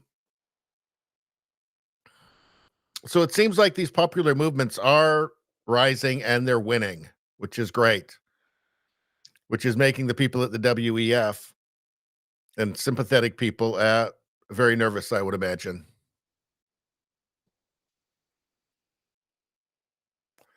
Here at EU headquarters under siege by farmers. It's in Brussels. It seems like such a weird thing to target, too, like such an insane thing to target. Trudeau was trying to do the same thing with farmers here with nitrogen. It seems like such an insane thing to target, like food production. It's crazy. Like that should be the thing that should be sacred. Agriculture should be sacred because, you know, people need to eat.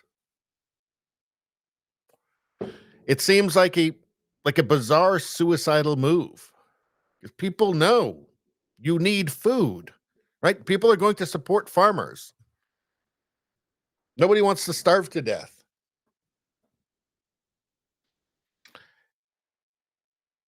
Again, it just seems like a completely insane strategy.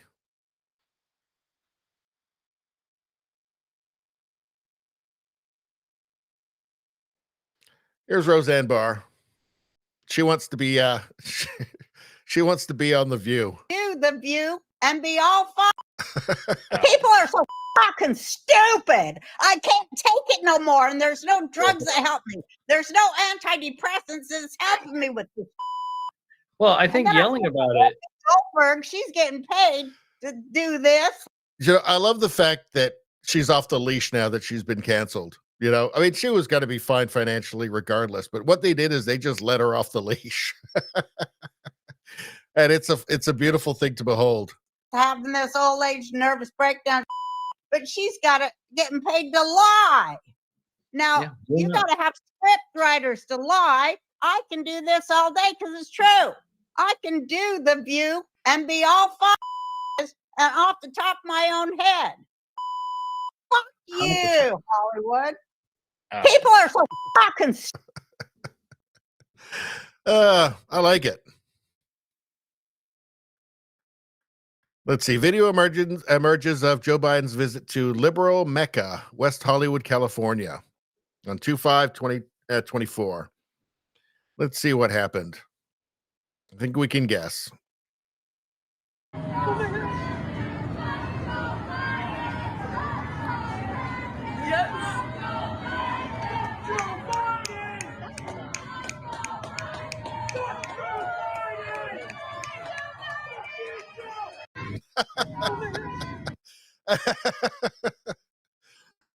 Oh, that's in what, West Hollywood was that?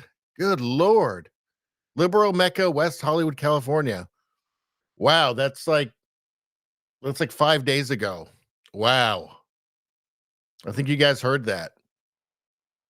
Is there change in the air? I mean, the thing is, it's so blue in California. It's so much a one-party state that, I mean, the shift it would take would be so enormous. It's just not possible, you know. Radio Streamer says, if I had Trump money, she would have a talk show. Talking about Roseanne Barr there. Yeah, that would be fantastic, wouldn't it? Liberals' heads would explode. This is interesting here, I think. I actually haven't watched this, but I just thought this was interesting. So let's take a look. It's wrong for white cop to kill a black person, that's for sure. But if it matters, it should matter at all times. So what are you fighting for? What are you fighting for? You are not here to fight injustice. You're here to cause drama. Will be stop violence. It's not about blacks. In a unicorn world. That's not a unicorn world. Period. Okay, since you're so... You guys think blacks are oppressed. I am black. I'm not oppressed. I am free. That's good for you. That's an individual person. What about a systemic issue? Where? I am black. I've always wanted to be. I have I do what I want. You have the skills. This is a country where you have the skills. You want to do what you want. You do it. Stop forcing on people to accept that they're oppressed. They are not. I am not oppressed. I am black. Stop making people accept that they're oppressed. You're forcing a rhetoric into your mind, which is not true. That's my point. Violence is wrong, period. It's not about blacks. You agree that whites kill whites too, right? Have you seen any white person coming out and saying white life matter or white thing? No, violence is wrong. They literally do all the time. Every time there's a Black Lives Matter protest, a white person... It's not a black problem. It's a violence problem. The blacks kill blacks in black neighborhoods every single day. I've never seen a Black Lives Matter in those neighborhoods. Never Black Lives Matter. Stop the hypocrisy. Nobody takes this seriously. Nobody. If it matters, it should matter in black neighborhoods. You start cleaning at home. So why don't you go? You start your things at home. Why don't you start? I'm not carrying anything saying Black Lives Matter. I know I matter. Why don't you start? You guys are wasting everybody's time. It's amazing how fast diversity goes out the window for these white liberals, particularly white liberal women. When the people they're pretending to advocate for have different ideas than them, right? All of a sudden, they're not quote unquote listening anymore. It's really amazing. It really does show you that It's really ultimately about the ideology, which is Marxism, of course, right? The race thing, the identity thing is just an excuse. It's just a wedge. It's just a way to pressure people into bending the knee for them.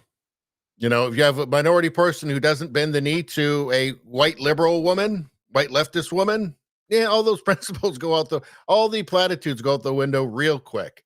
No. She's expecting to be obeyed. Dropping truth bombs indeed.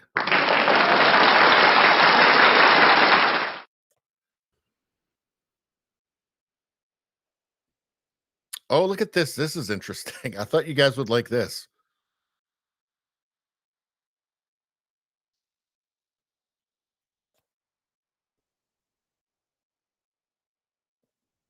Oh my.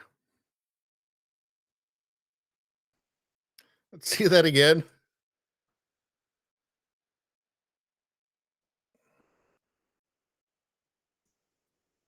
I like her. Okay. Trudeau said he'd take on debt so others wouldn't have to. What a stupid fucking statement. How did anybody fall for that? Now businesses are going bankrupt at the highest rate in 36 years because his inflationary spending sent the cost of goods they buy and the interest they pay soaring. Trudeau is not worth the cost. Here, business insolvencies in 2023 had the largest increase in 36 years. Yes, Trudeau said he'd take on the debt so others wouldn't have to. Again, how could anybody be stupid enough to fucking believe that?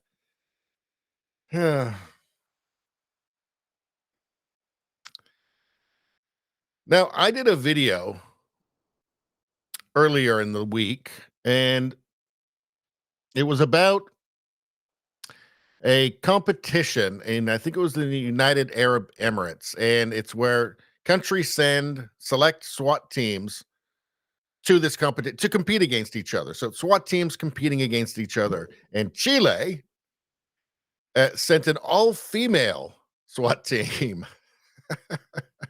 And it's funny, and I've got some real good zingers in there too. Subscribe so you can see that. And it's exactly what you would expect. They run up to a zip line, and 10 seconds later, they're all bunched in the middle, hanging, falling down into the water. You know, it's exactly what you would expect. But then you got this one, who actually is kind of a badass. This female cop. Check this out.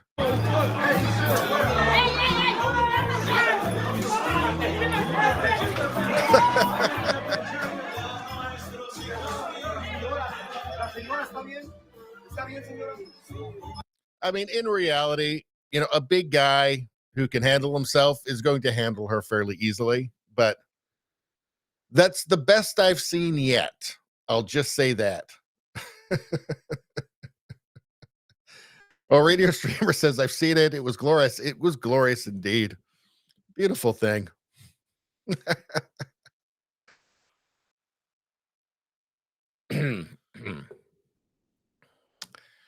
Elites of all kinds, from Glenn Greenwald, elites of all kinds have been whining that social media platforms are full of hatred, of course, because that's anything they disagree with is hatred, of course, since social media existed.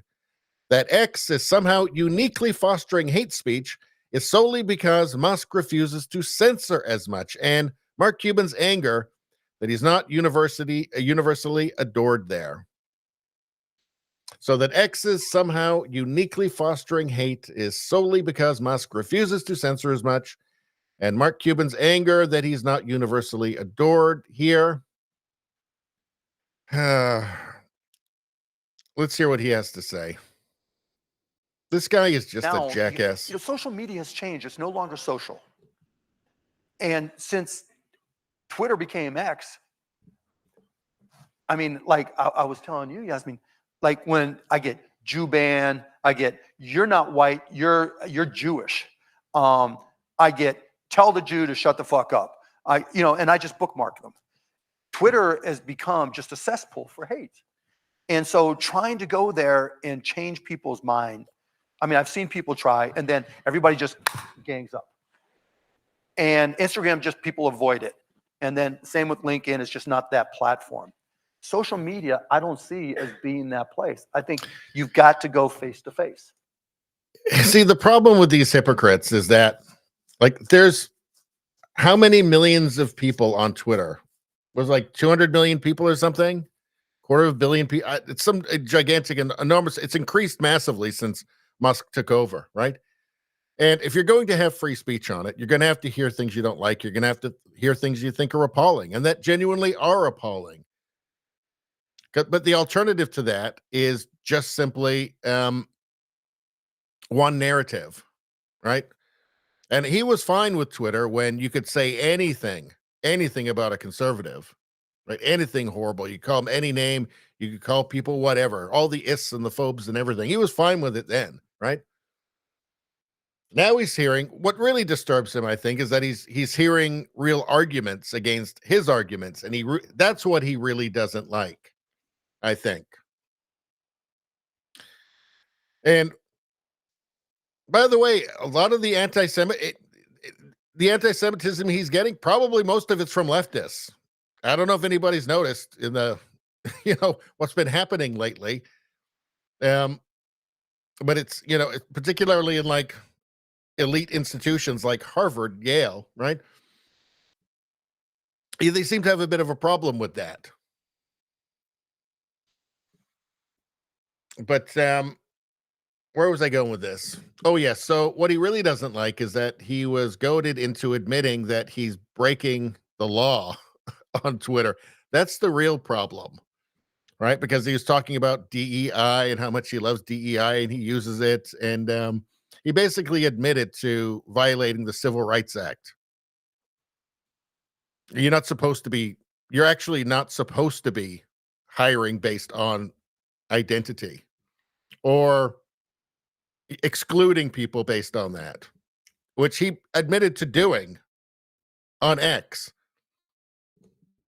So that's what really pissed him off, I think.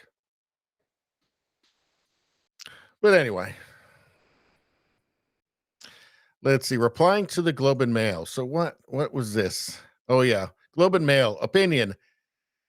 Naheed Nenshi feels like the leader Alberta needs right now. Well, I think Alberta would beg to differ. He's a former lefty mayor of Calgary, right? And so in response to that, we have this. You are the reason it's hard to get people to stop saying retard. Also, it's fun to say retard too. So that's another thing. But yeah, he's not helping the cause if he wants to stop that.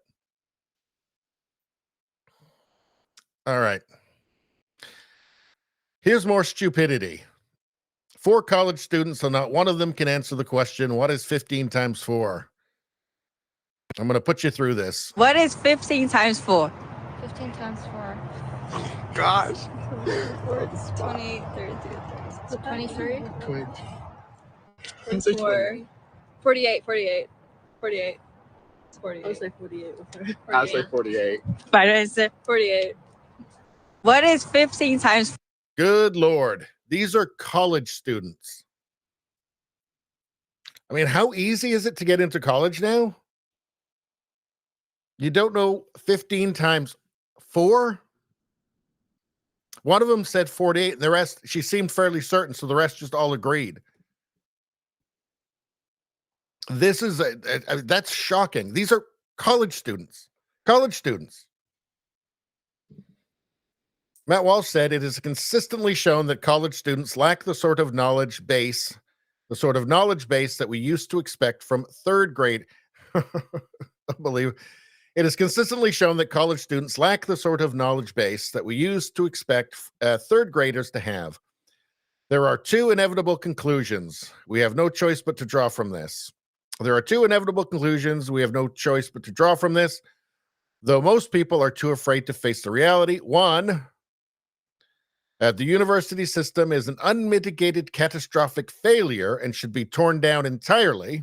2, a huge number of Americans are not intellectually competent enough to vote and should be legally prevented from doing so. I have to wonder, does civilization benefit from people, college students, who don't know the answer to the question 15 times 4 off the top of their heads. You really do have to wonder. I mean, how stupid does the population have to become before it just really breaks down? You know, like a constitutional republic or like a, constitutional monarchy. How stupid do people have to be before it just breaks down? I'm guessing about this stupid, I think. How about this? Good luck with that, Disney. Johnny Depp's Jack Sparrow gone. Disney moving forward with female-led Pirates of the Caribbean 6.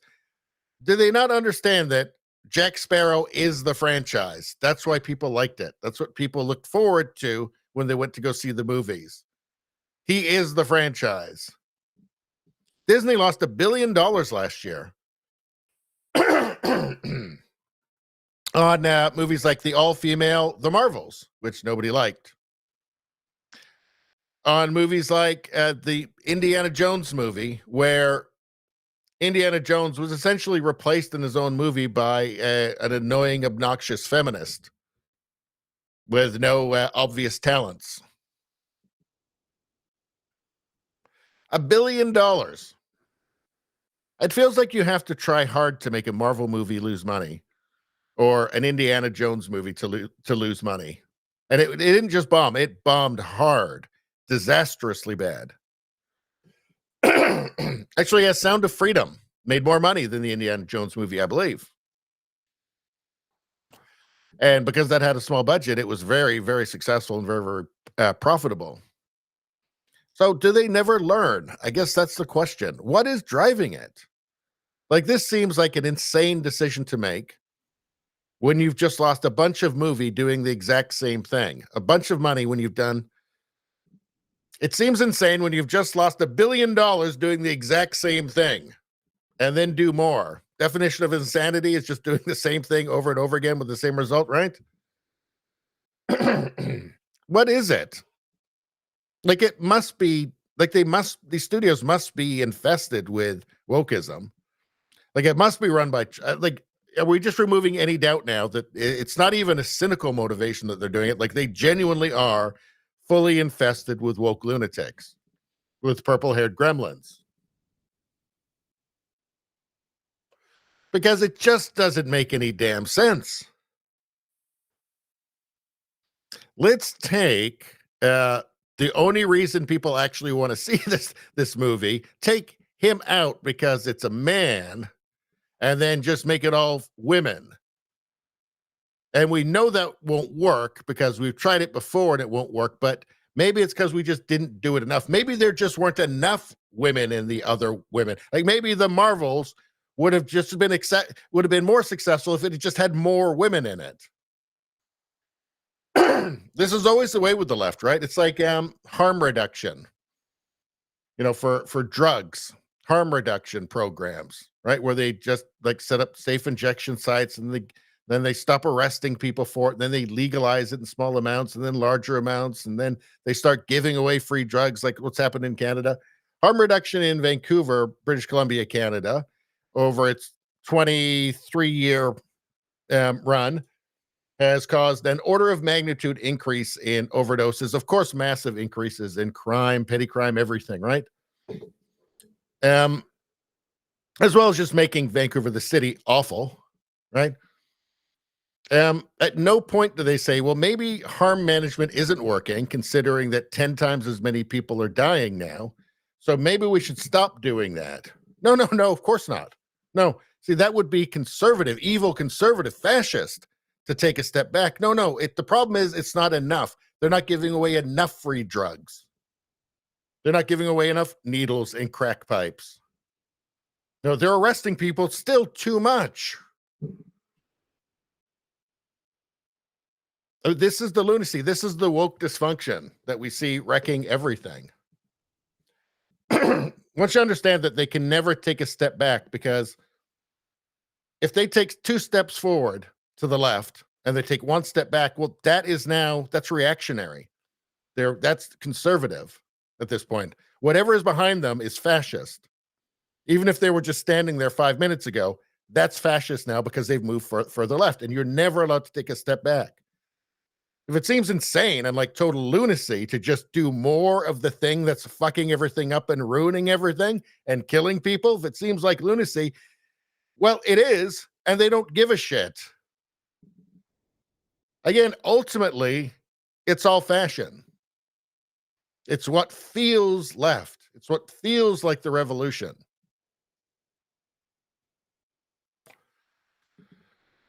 I didn't know I still had any rants left in me tonight.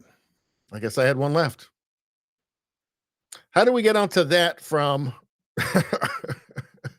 harbor reduction bullshit from Johnny Depp? Yeah, it's because it's all crazy. I'm talking about woke dysfunction, how it ruins everything that it touches. Reliably, it will ruin everything that it touches. Right? Like, look at, again, healthcare. It's ruining healthcare. I mean, clearly, so-called gender-affirming care is not helping children. The evidence clearly states that. It's an abomination. It's a terrible thing. It's a total betrayal of these children. Don't care. They don't care. It's fashion. Fashion says that they're for it. So they keep going, and the dysfunction grows. And, of course, the harm grows, right? Anytime they say that they're reducing harm, we know that they're actually increasing harm. Jacob McCullough says, I just want to let you know that Rumble Studios is doing that weird post limit thing again. God damn it. So you're on, you jumped over to YouTube. It's a weird thing. It seems like 3 hours in, it always just cuts off the posts 3 hours in. That's really weird. I'm wondering if I should switch back to my old streaming software. And get off the. I like the Rumble Studio because it's actually really convenient for me to do it on Rumble. It's really fast. I don't have to. There's a bunch of back end stuff I don't have to worry about. Oh, it's Radio Streamer again. Yeah. God damn it. Maybe I should switch back to the other one. It's just a bit more of a pain in the ass for me, so I've been reluctant to do it. But. Or shorter videos, he says. What? I wasn't planning on going over 3 hours. It's just what happens. I'm not taking the hint. Absolutely not.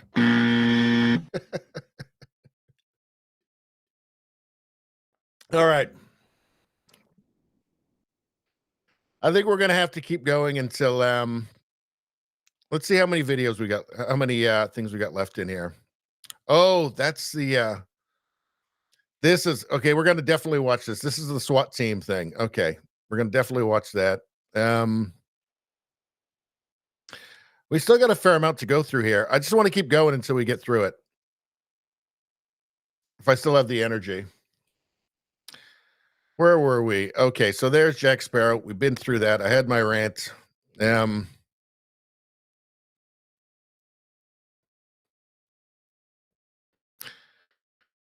I don't think we need to watch that. We've already gone on enough about how Biden's demented. Elon Musk posted this. Strange days. Our country, other countries' border.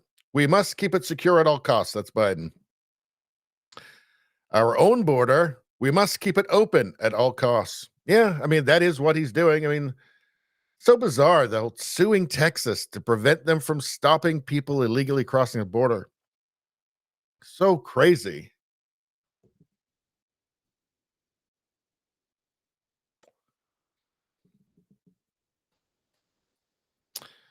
Let's see if this helps. The phone client told me I was sending too many messages and had to wait. Oh, okay. Well, that's interesting. Huh. I'll have to look into that.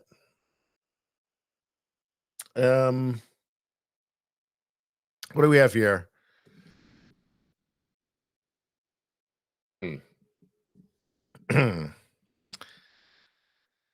Okay, so in response to drugstores, restaurants, and grocery stores closing due to rampant crime, de facto legalized by the government, Dean Preston, San Francisco's millionaire Marxist, is now attempting to criminalize the stores for closing. Holy crap. Unfortunately, it seems his work has inspired psychotic politicians across the country. Ayanna Pressley, an actual member of the United States Congress, just took the issue to Washington. My God. Thus follows the logic of our sitting power. 1, defund the police. 2, self-defense is now illegal. 3, after your store has been, by design, robbed to the point of insolvency, you are not allowed to shut it down. These are communists.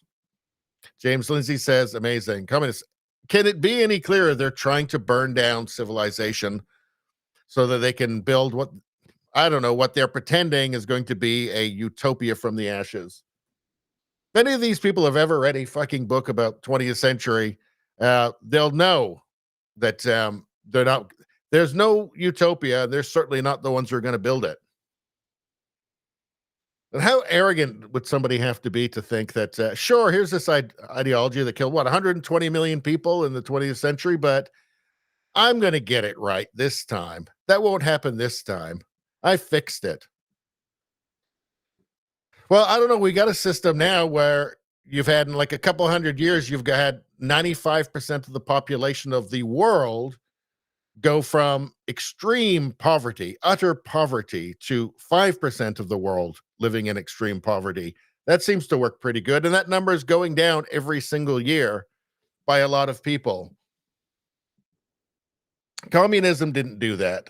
Communism kills people and impoverishes them. So, you know, there's that. Yeah, here's Elon Musk saying, please let us know if you would like to join the lawsuit against Disney. He's talking about Gina Carano there, suing Disney for firing her for just posting something that was not on narrative.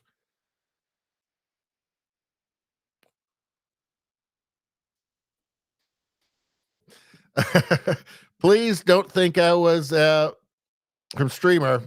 Please don't think I was wanting you to stop streaming. I was just kidding around. You do you. Long sleepless nights fueled by caffeine and hatred of politicians must be good for you. Yeah, no, I was just kidding around there. Don't worry about that.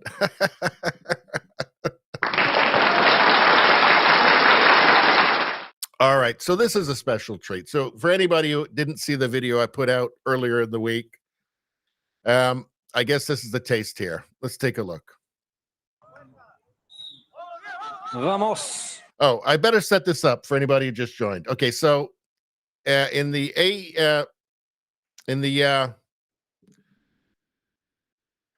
UAE, they have a competition where countries send their best SWAT teams for a competition where they compete against each other. SWAT teams from different countries competing against each other. Chile sent an all-female SWAT team, and this is what happened.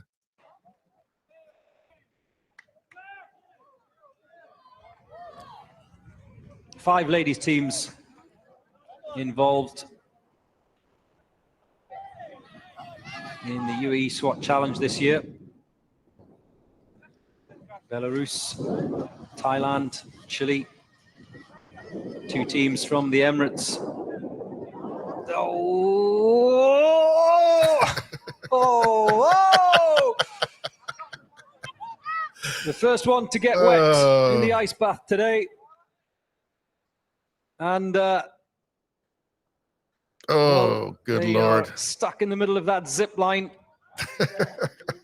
Remember, if you fall in the ice bath, you have to go back to the beginning of the zip line and do it again. And currently, I mean, if they had asked me, I could have predicted this.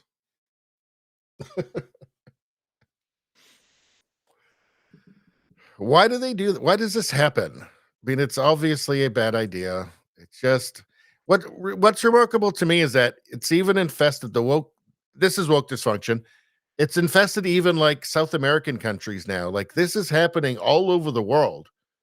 It's crazy ideology where you have to deny reality. You have to pretend that you can't see reality for the sake of ideology.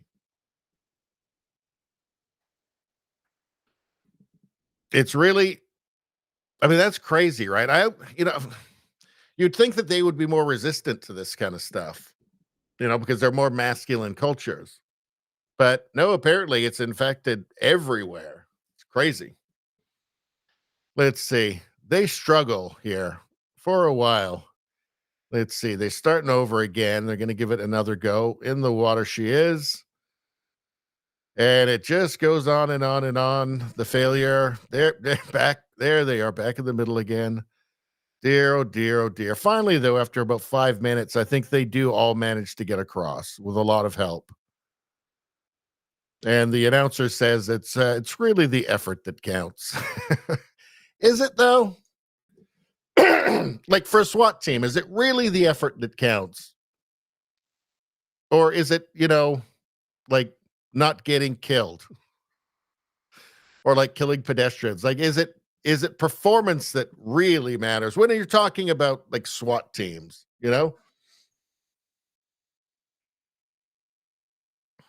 like maybe like beer league hockey, it's the effort that counts. SWAT teams, life and death stuff. I think it's not just the effort that counts, I'm going to say. Everything woke turns to shit. Certainly does. All right. Let's keep rolling.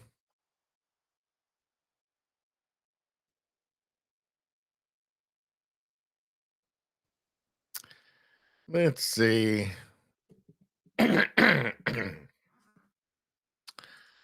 Let's see.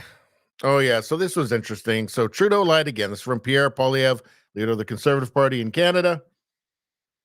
For months, he's been saying that that only the speaker invited the former Nazi to the Ukrainian president's visit. So you all remember that. The Liberals invited a former Ukrainian Nazi who fought against the Russians. They thought because he fought against the Russians that meant he was good. This is how stupid these people are. It just didn't occur to them that, okay, so he's Ukrainian and he fought the Russians in World War II. Wait a second. This is how incompetent these people are. Truly fascinating. It caused global embarrassment and a Russia propaganda win. Trudeau threw the Speaker of the House, another random liberal, under the bus for the failure. So that's right.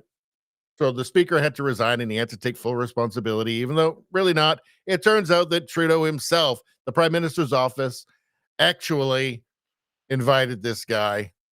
They were in on it. They knew what was going on. Trudeau lied. Again, he's shameless. It really is unbelievable. And he hangs around that like 30% approval mark. There's like Scott Adams always says, 25% of people are always wrong about everything all the time. I think he's pretty much right. It's not exactly 25%, but it's around that. But I'm going to say that Trudeau's bottom is probably 25%, because only people that are always wrong about everything all the time could possibly support Justin Trudeau. And I think that's, I think only the stupidest people could support that man. Let's see.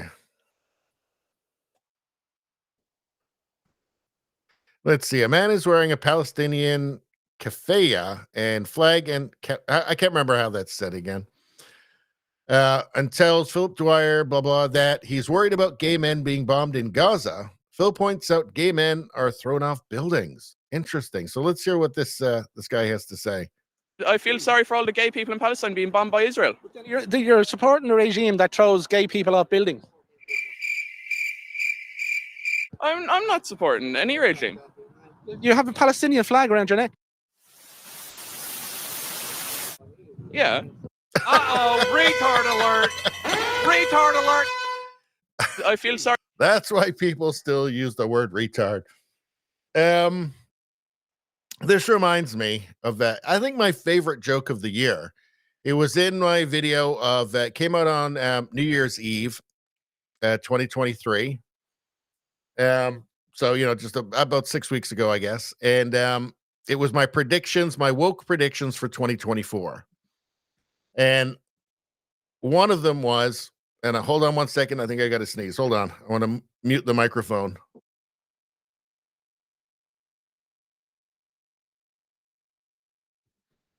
Okay. I hope I don't sneeze in the middle of this and ruin the joke. But the joke was, I thought that Queers for Palestine, again, this is my predictions, woke predictions for 2024.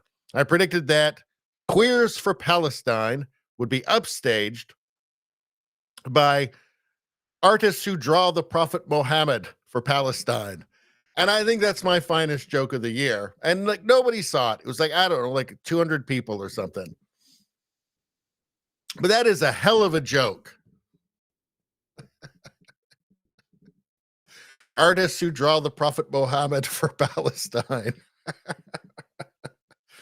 That's a good one, right?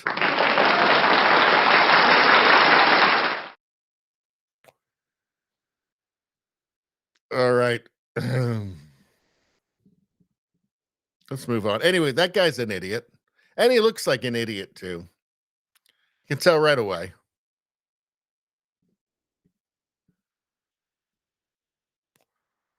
This is really sad. See, that is gold. Yes, I told you that was a good one. This is really sad. Do we want to watch this right now? It's so late. We've been going so long, almost 3.5 hours. But I think it's important to see this stuff so people know what's actually happening, okay? So this is a dad in New York who the courts ruled couldn't stop his son from receiving puberty blockers. His son was approved for blockers after 45 minutes by Dr. Tran. Yes, that's the doctor's actual name. Now, that's gender-affirming care, right? So when they say gender-affirming care, what they mean is rubber stamp, all right? Puberty blockers after a 45-minute meeting.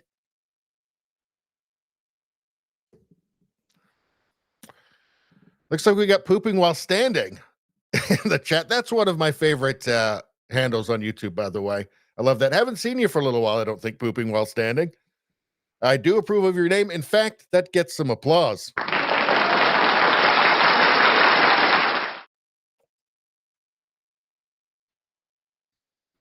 Hey, he's got a joke for us here. And this is a... Oh, dear. Oh, dear. Gonna have to do it. Okay, so he's giving us a joke. Kid's joke. What time is it always at a Chinese dentist's office? 2:30.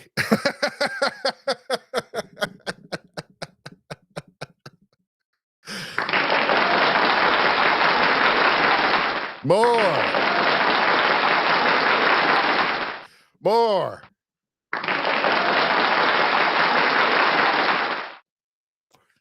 That's just the levity we needed. Thank you for that.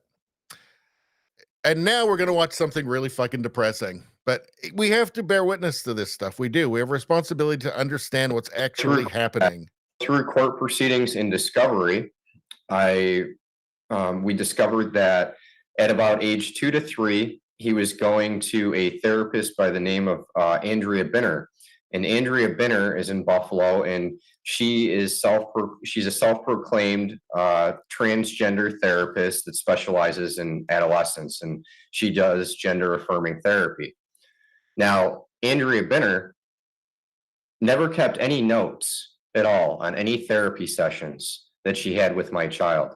It came out that she not only did she not follow the WPATH standards for transgender care, but my son never, and still hasn't, had any formal diagnosis of gender dysphoria using the DSM-5 criteria. Now, what Binner did afterwards was at about 4 years old, she referred my son to an endocrinologist at the University of Rochester Pediatric Division by the name of Dr. Tran. I am not making that up. I know. It's, Wait, say that again. If you don't laugh, you cry. So, I'm sorry for laughing, but no, it's totally... yeah. the doctor who your then 4-year-old son was seeing for gender dysphoria and to get him started with gender affirming care, his or her, who is it? Is it a male or female? Dr. Tran? Yeah. I have no idea. I've often wondered that myself. I have no idea. Some kind of they, them, it, these, them, something. Yeah. The doctor's name is Dr. Tran, and Dr. Tran is going to trans your son. Yes. Dr. Tran had 2 phone calls totaling 45 minutes with the mother only.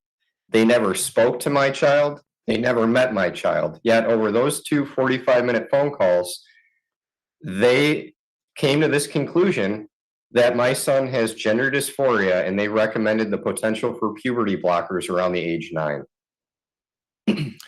That's gender affirming care. I mean, it's just like this dystopian Wild West, right? Like they talk about how, well, it's the decision for the parents and for the health professionals. The health professionals are just rubber stamps. That's all they are. They don't give a shit. Talk about 45 minutes interview there before prescribing, right? That's not, none of this shit is real. None of it's real. It's barbarism is what it is. That's the reality. That's what's actually happening to people here. And the courts in New York ruled that he couldn't stop his son from receiving puberty blockers, right? Because the mother transed him when he was like, the kid when he was like 2. That's gender affirming care right there. Right? It's a rubber stamp and it's a cult. That's what's actually happening. People need to know.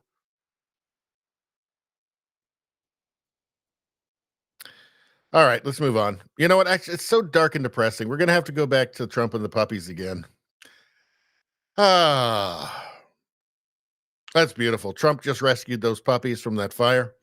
What a beautiful thing. He's a good man. Would Biden do that? Would Biden rescue those puppies? Hell no. He'd just get confused and wander off. And he wouldn't want to, even if he could.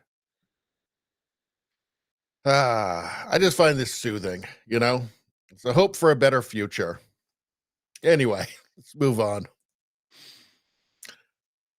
What's this here? CNN is seething at Tucker Carlson for daring to do real journalism. Well, we don't need to see that, I don't think. Kurt Metzger. Hey, remember how we thought the terrorists hate us for our freedom, but then it turned out it's mostly just our own leaders and the gals from The View who hate us for that. Well, the gals from The View definitely do hate you for your freedoms. No question. They are awful, awful, terrible people. I don't know what the hell's in there, but it's weird and pissed off, whatever it is. All right. So here we go. Back on the gender affirming stuff. Here's Trump talking about that. Now, I got a feeling this is going to be forthright. The left-wing gender insanity being pushed on our children is an act of child abuse. Very simple. Here's my plan to stop the chemical, physical, and emotional mutilation of our youth. On day one, I will revoke Joe Biden's cruel policies on so-called gender-affirming care. Ridiculous. A process that includes giving kids puberty blockers, mutating their physical appearance, and ultimately performing surgery on minor children. Can you believe this? I will sign a new executive order instructing every federal agency to cease all programs that promote the concept of sex and gender transition at any age. I will then ask Congress to permanently stop federal taxpayer dollars from being used to promote or pay for these procedures and pass a law prohibiting child sexual mutilation in all 50 states. It'll go very quickly. The left-wing gender insanity being pushed on our children is an act of child abuse. Very simple. Here's my plan to stop the chemical, physical, and emotional mutilation of our youth. On day one, So that's what we need to hear. I played the clip earlier of Pierre Poilievre, the leader of the Canadian Conservative Party, who said definitively no to puberty blockers for children. But this is really the gold standard. This level of definitiveness, of forthrightness, this is what the Western world needs to hear. Somebody just speaking sense and not being ashamed of it, not being embarrassed, not worrying about what the press is going to say, just reality. This is what we need to hear. And may I say, God bless you, sir, for rescuing those puppies from that fire. Biden would have done that. All right. How about this one? Pierre Poilievre just demolished another unprepared reporter. They are not sending their best. No apples, unfortunately, in this one, but let's take a look. I always enjoy these. An internal email obtained by the Globe and Mail shows your party has advised MPs not to comment publicly on Alberta's new transgender health and education policies. Why are you telling MPs not to comment on this? And can you please tell us your opinion on your party's position on decreasing restrictions on transgender youth? Sorry, what's that? What was the last part of your question? Why are you telling MPs not to comment on this? And can you please tell us your opinion on your party's position on increasing restrictions on transgender youth?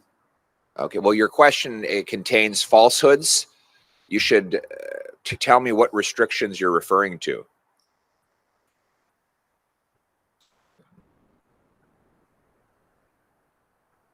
That's the question they gave me.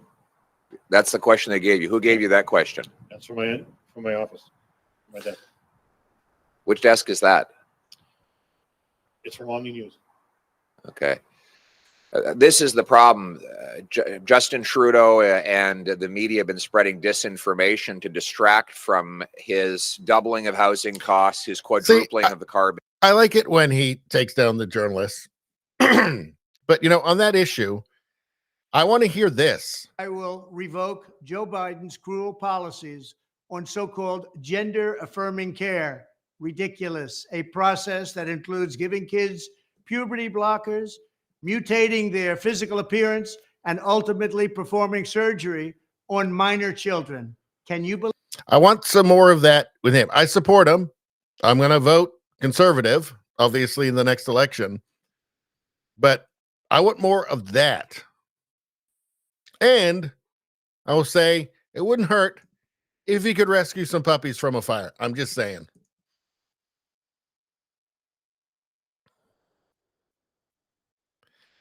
Yeah, Trudeau is constantly going on now. I showed you the clip earlier where he's in Parliament accusing Poilievre of wanting to make Canada great again, which he thinks is this total win for some reason. It's just bizarre. But they're accusing the Conservatives of scary American MAGA politics, whatnot. They had Hillary Clinton at their convention. Again, everything they accuse you of is what they're doing. It's just nonstop gaslighting. Here we go. Here, this guy. This is right-wing American-style politics culture. What do you think prompted that response? Silence is complicity. Pierre Poilievre and his Conservative MPs don't want to talk about these issues. They think that this is a way to play to their right-wing base. They do not want to take on issues that matter fundamentally, not just to the kids we're talking about, but all of their parents. And this is right-wing American-style politics, culture wars that are... There we go. Right-wing American-style politics. You had Hillary Clinton at your convention.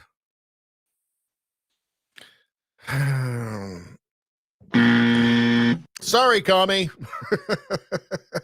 We know that you're full of shit. There's a women's SWAT again.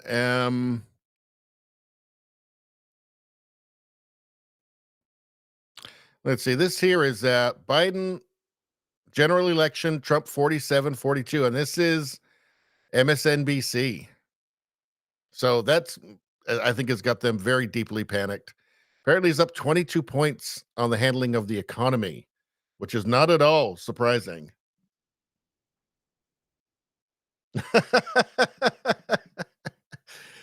Here, here's through the chat. We need to go back here again. If Biden saw that flame, I would be worried he would wander towards it like a moth.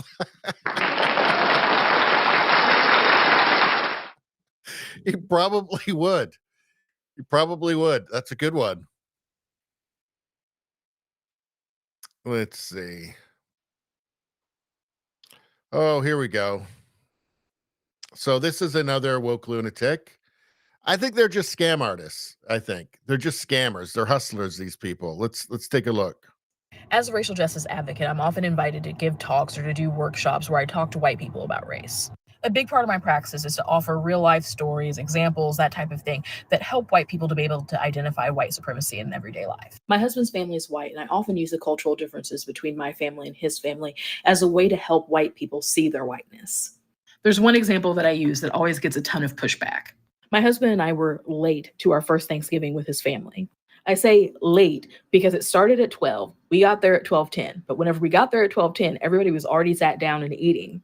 I didn't know that. I use this illustration to point out that different cultures have different understandings of time, lateness, and what it means to be polite. No, they Without fail, a don't. white person. No, they fucking don't. That's retarded. There's that word retarded again. No, they don't. People all over the world have the same understanding of time. When you have a meeting set, you show up at that time. Otherwise, people get upset because you're wasting their time. This is everywhere. It's like they think that merit, like the idea of merit, white people invented that. Of course not. Like, that is the most racist thing I've ever heard. I mean, how offensive is that to any other culture in the world?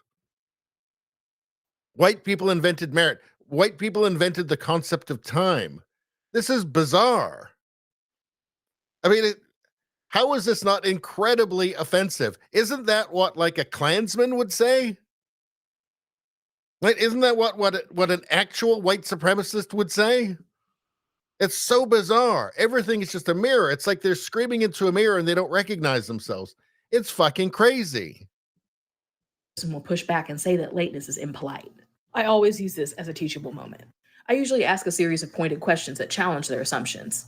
Sometimes it takes a lot of work, but by the end, they're able to identify how white cultural dominance By the end, they're just sick of fucking listening to you, is what's going on.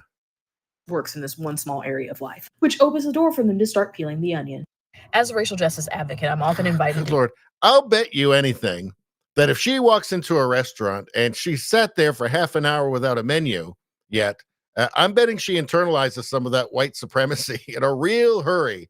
I bet she becomes a white supremacist real fast.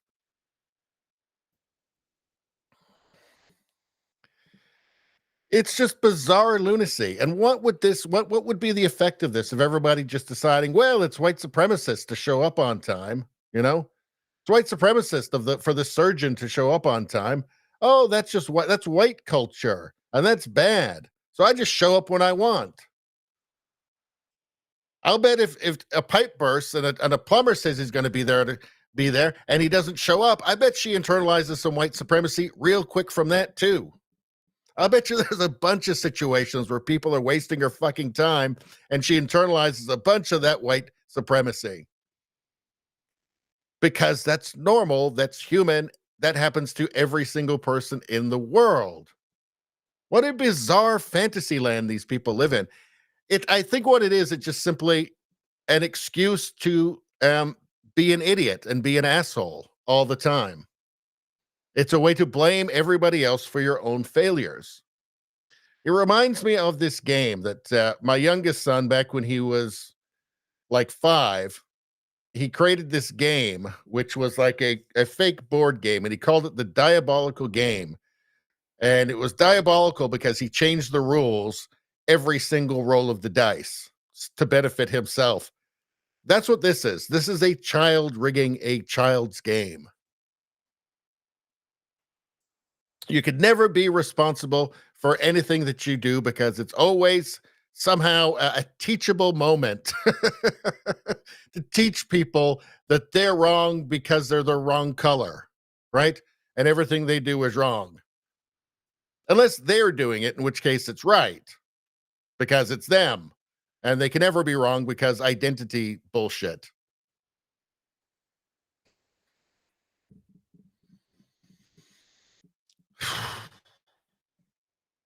I'm wondering if I have more rant in me after 3 hours and 45 minutes, but it's fucking maddening, isn't it?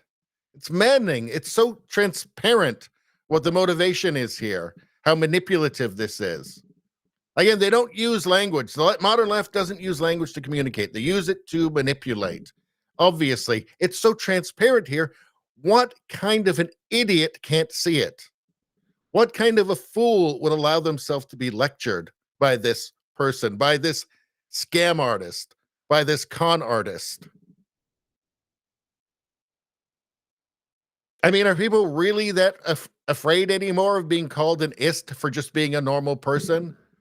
I mean, I know for what portion of the population has the spell broken for? The spell doesn't work on the magic spell of calling you the magic word, the ist or the phobe.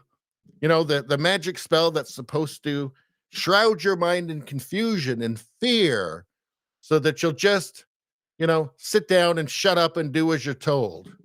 That spell is broken. Apparently, there are still some people pathetic and cowardly enough for it to still work on, I guess. And it's maddening, isn't it? Absolutely fucking maddening.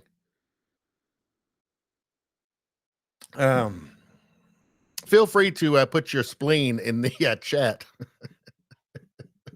It's welcome here. All right. Anyway, that's just awful. Let's look at the comments. Gad said, agreed, punctuality is a form of white supremacy. In what world can it be that white people invented punctuality? I mean, it's the height of absurdity.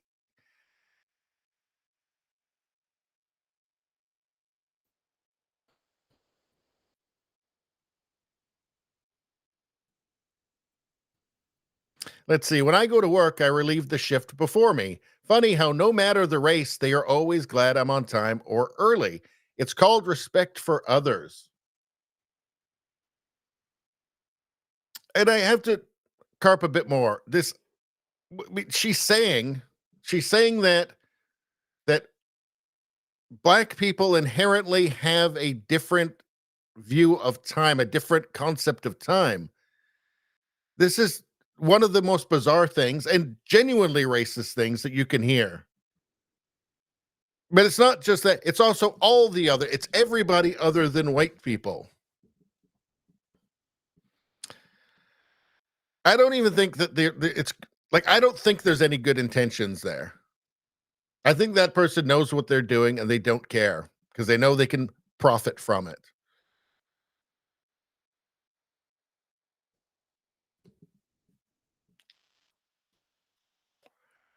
Let's see. Oh, yeah, this is interesting. This was from the Smithsonian. I've used this like a bunch of times in my videos just to explain what these people actually think. Aspects and assumptions of whiteness and white culture in the United States. And this was from the Smithsonian. So rugged individualism. Well, that's white culture. That's whiteness. Whiteness. Family structure, the nuclear family. Emphasis on scientific method. You can't make this shit up. Can't make this shit up. Again, this was at the Smithsonian. They were handing this out. History. Protestant work ethic. Hard work is the key to success. That's bad, apparently. That's universal all over the fucking world. How bizarre it is to pretend that that somehow belongs or was invented by one culture. It's absurd. Life for almost everybody who's ever lived before this brief period of this brief period of technological civilization that we have now, life for almost everybody who ever existed was brutally hard. It was hard work all day long, every day. And you couldn't fuck around. You needed to get to it. That was everybody. How stupid would somebody have to believe to look at this? That the individual is the primary unit. That's evil. That's bad. That's white people. Self-reliance. That's white people. These are universals all over the world. Let's see. Jacob said, I had a friend that accused me of white privilege. Well, that's interesting.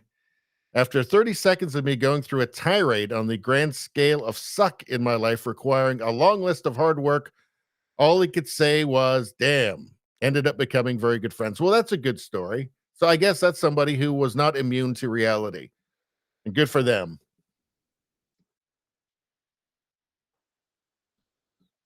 Let's see. Yeah, math is also white supremacy, dressing appropriately for work, speaking the language properly, being literate, noticing someone is black or anything else, not noticing someone is black or anything else, hard work. Yeah.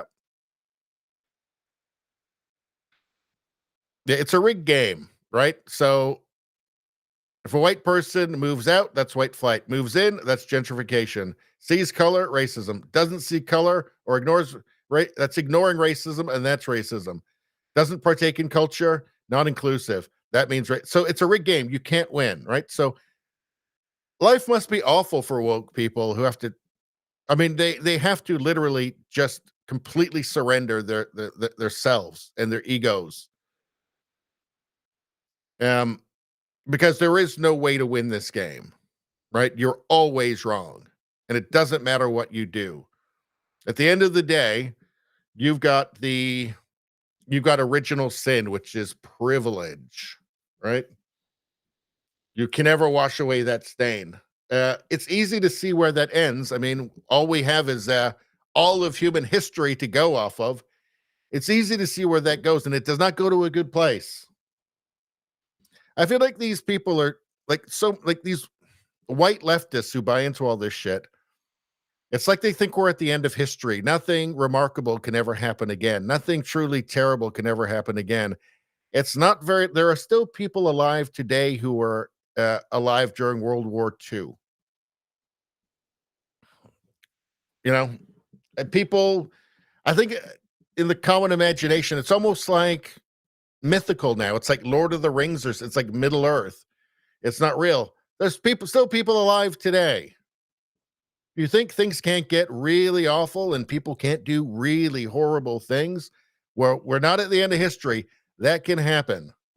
It's still within living memory, for God's sakes. Well, Rwanda wasn't that long ago. There's all kinds of horrific things. Well, I mean, look, there's wars all over the world, at least since Biden took over.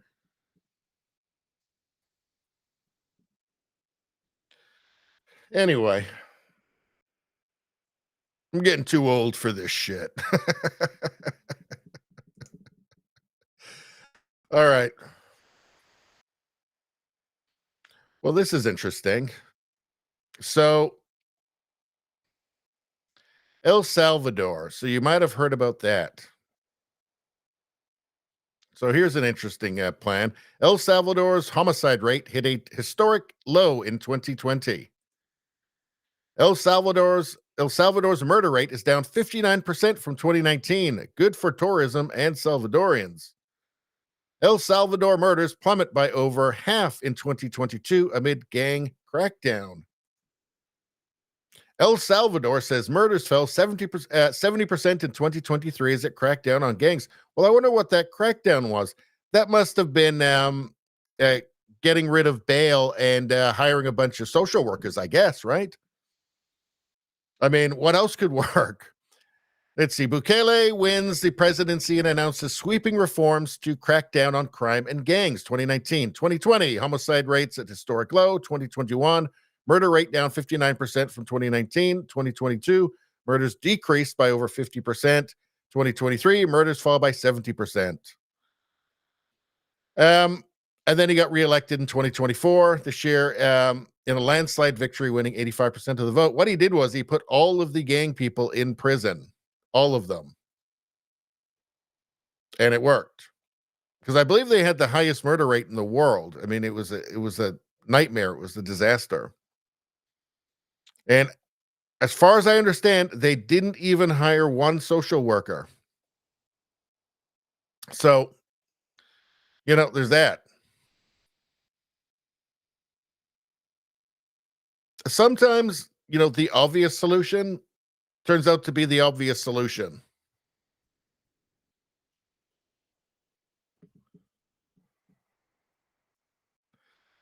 All right, what else we got? Yeah, this Michael Rappaport, he's now saying Trump is on the table. He still calls him Big Dick Trump for some reason. He's still Trump deranged, but he's saying Trump's on the table now after seeing those migrants beat up cops in Times Square and then get released immediately and then give the finger to the cameras as they were leaving. So I always say everybody's got their line, even people that you think are too far gone. You know, it turns out even they often have a line. Some don't. You know, we can talk about TrueAnon in Canada, but most people do have a line where once you cross it, you know, they will recognize reality. Let's see. Oh, I made a video about this crazy lady. I don't feel like going over that again. She's horrible. This is a video of a detransitioner. You can watch if you want to watch the Jordan Peterson. She's being interviewed by Jordan Peterson here. He made he tweeted that the mutilators and sterilizers should be sent to prison. And I show this video, this heartbreaking, tragic interview with this girl, this young woman who was transitioned early. I think they started at 12, and you know, the double mastectomies, all the hormones, everything. It's a really tragic story. You can watch that video. I just put it out yesterday or the day before. It's important to hear the detransitioner stories. They are not welcome on mainstream media. Mainstream newspapers will not talk to them unless it's one of the few conservative ones. But even I haven't even seen that. They do not want these stories out there because it's narrative smashing. And once you hear it, I think even for somebody who was just, you know, fairly brainwashed, you know, I think it could smash through some walls, these kinds of interviews. That's why they don't want you to see them. There's a lot of them now from Jacob. Oh yeah, there's a ton. There's a ton of them. And especially in Europe, actually, because they were ahead. They were, I think, like 10 years ahead on all this stuff. And that is why they are backtracking all this stuff now, because they've seen all the human wreckage created. They're doing it quietly. But it's obvious the reason why. I think we're back at the stuff we were doing on Sunday. I think we've just about finished everything. This one was funny though. When guys show you a YouTube video, you have to understand that's a sign of great respect in their culture. This is brilliant because it's actually true. Honey, I really want you to take a look at this. It is genuinely a sign of great respect in our culture, isn't it? And maybe that's the place to end this. Yeah, so we've run out. And we're just coming up on 4 hours. So I figure that's probably long enough. So I have to try and cajole you. Anybody who's not subscribed to the channel, I have to try and cajole you now into subscribing so you can see all of my wonderful videos. I've been putting out a lot. Right now I'm putting out, I think, averaging about 15 videos a week.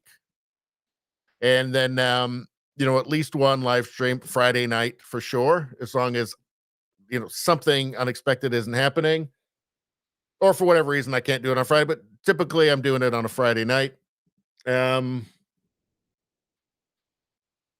Yeah, just subscribe already. That's a good thing. Watch the rest of my videos. I would really like to get more subscribers on Rumble because it's just a safer platform. I've got about half the subscribers on Rumble. I've got 5,600, which is not growing very fast, I've got to say. YouTube has actually been taking off this year, especially with all the extra content I've been putting out, and it's been really starting to grow pretty quickly. But you know, YouTube is a dangerous place to be on because I've had lots of problems with getting strikes on my channel for nothing. They just seem to have targeted my channel for some reason. And I feel like it's only a matter of time before I get nuked off YouTube.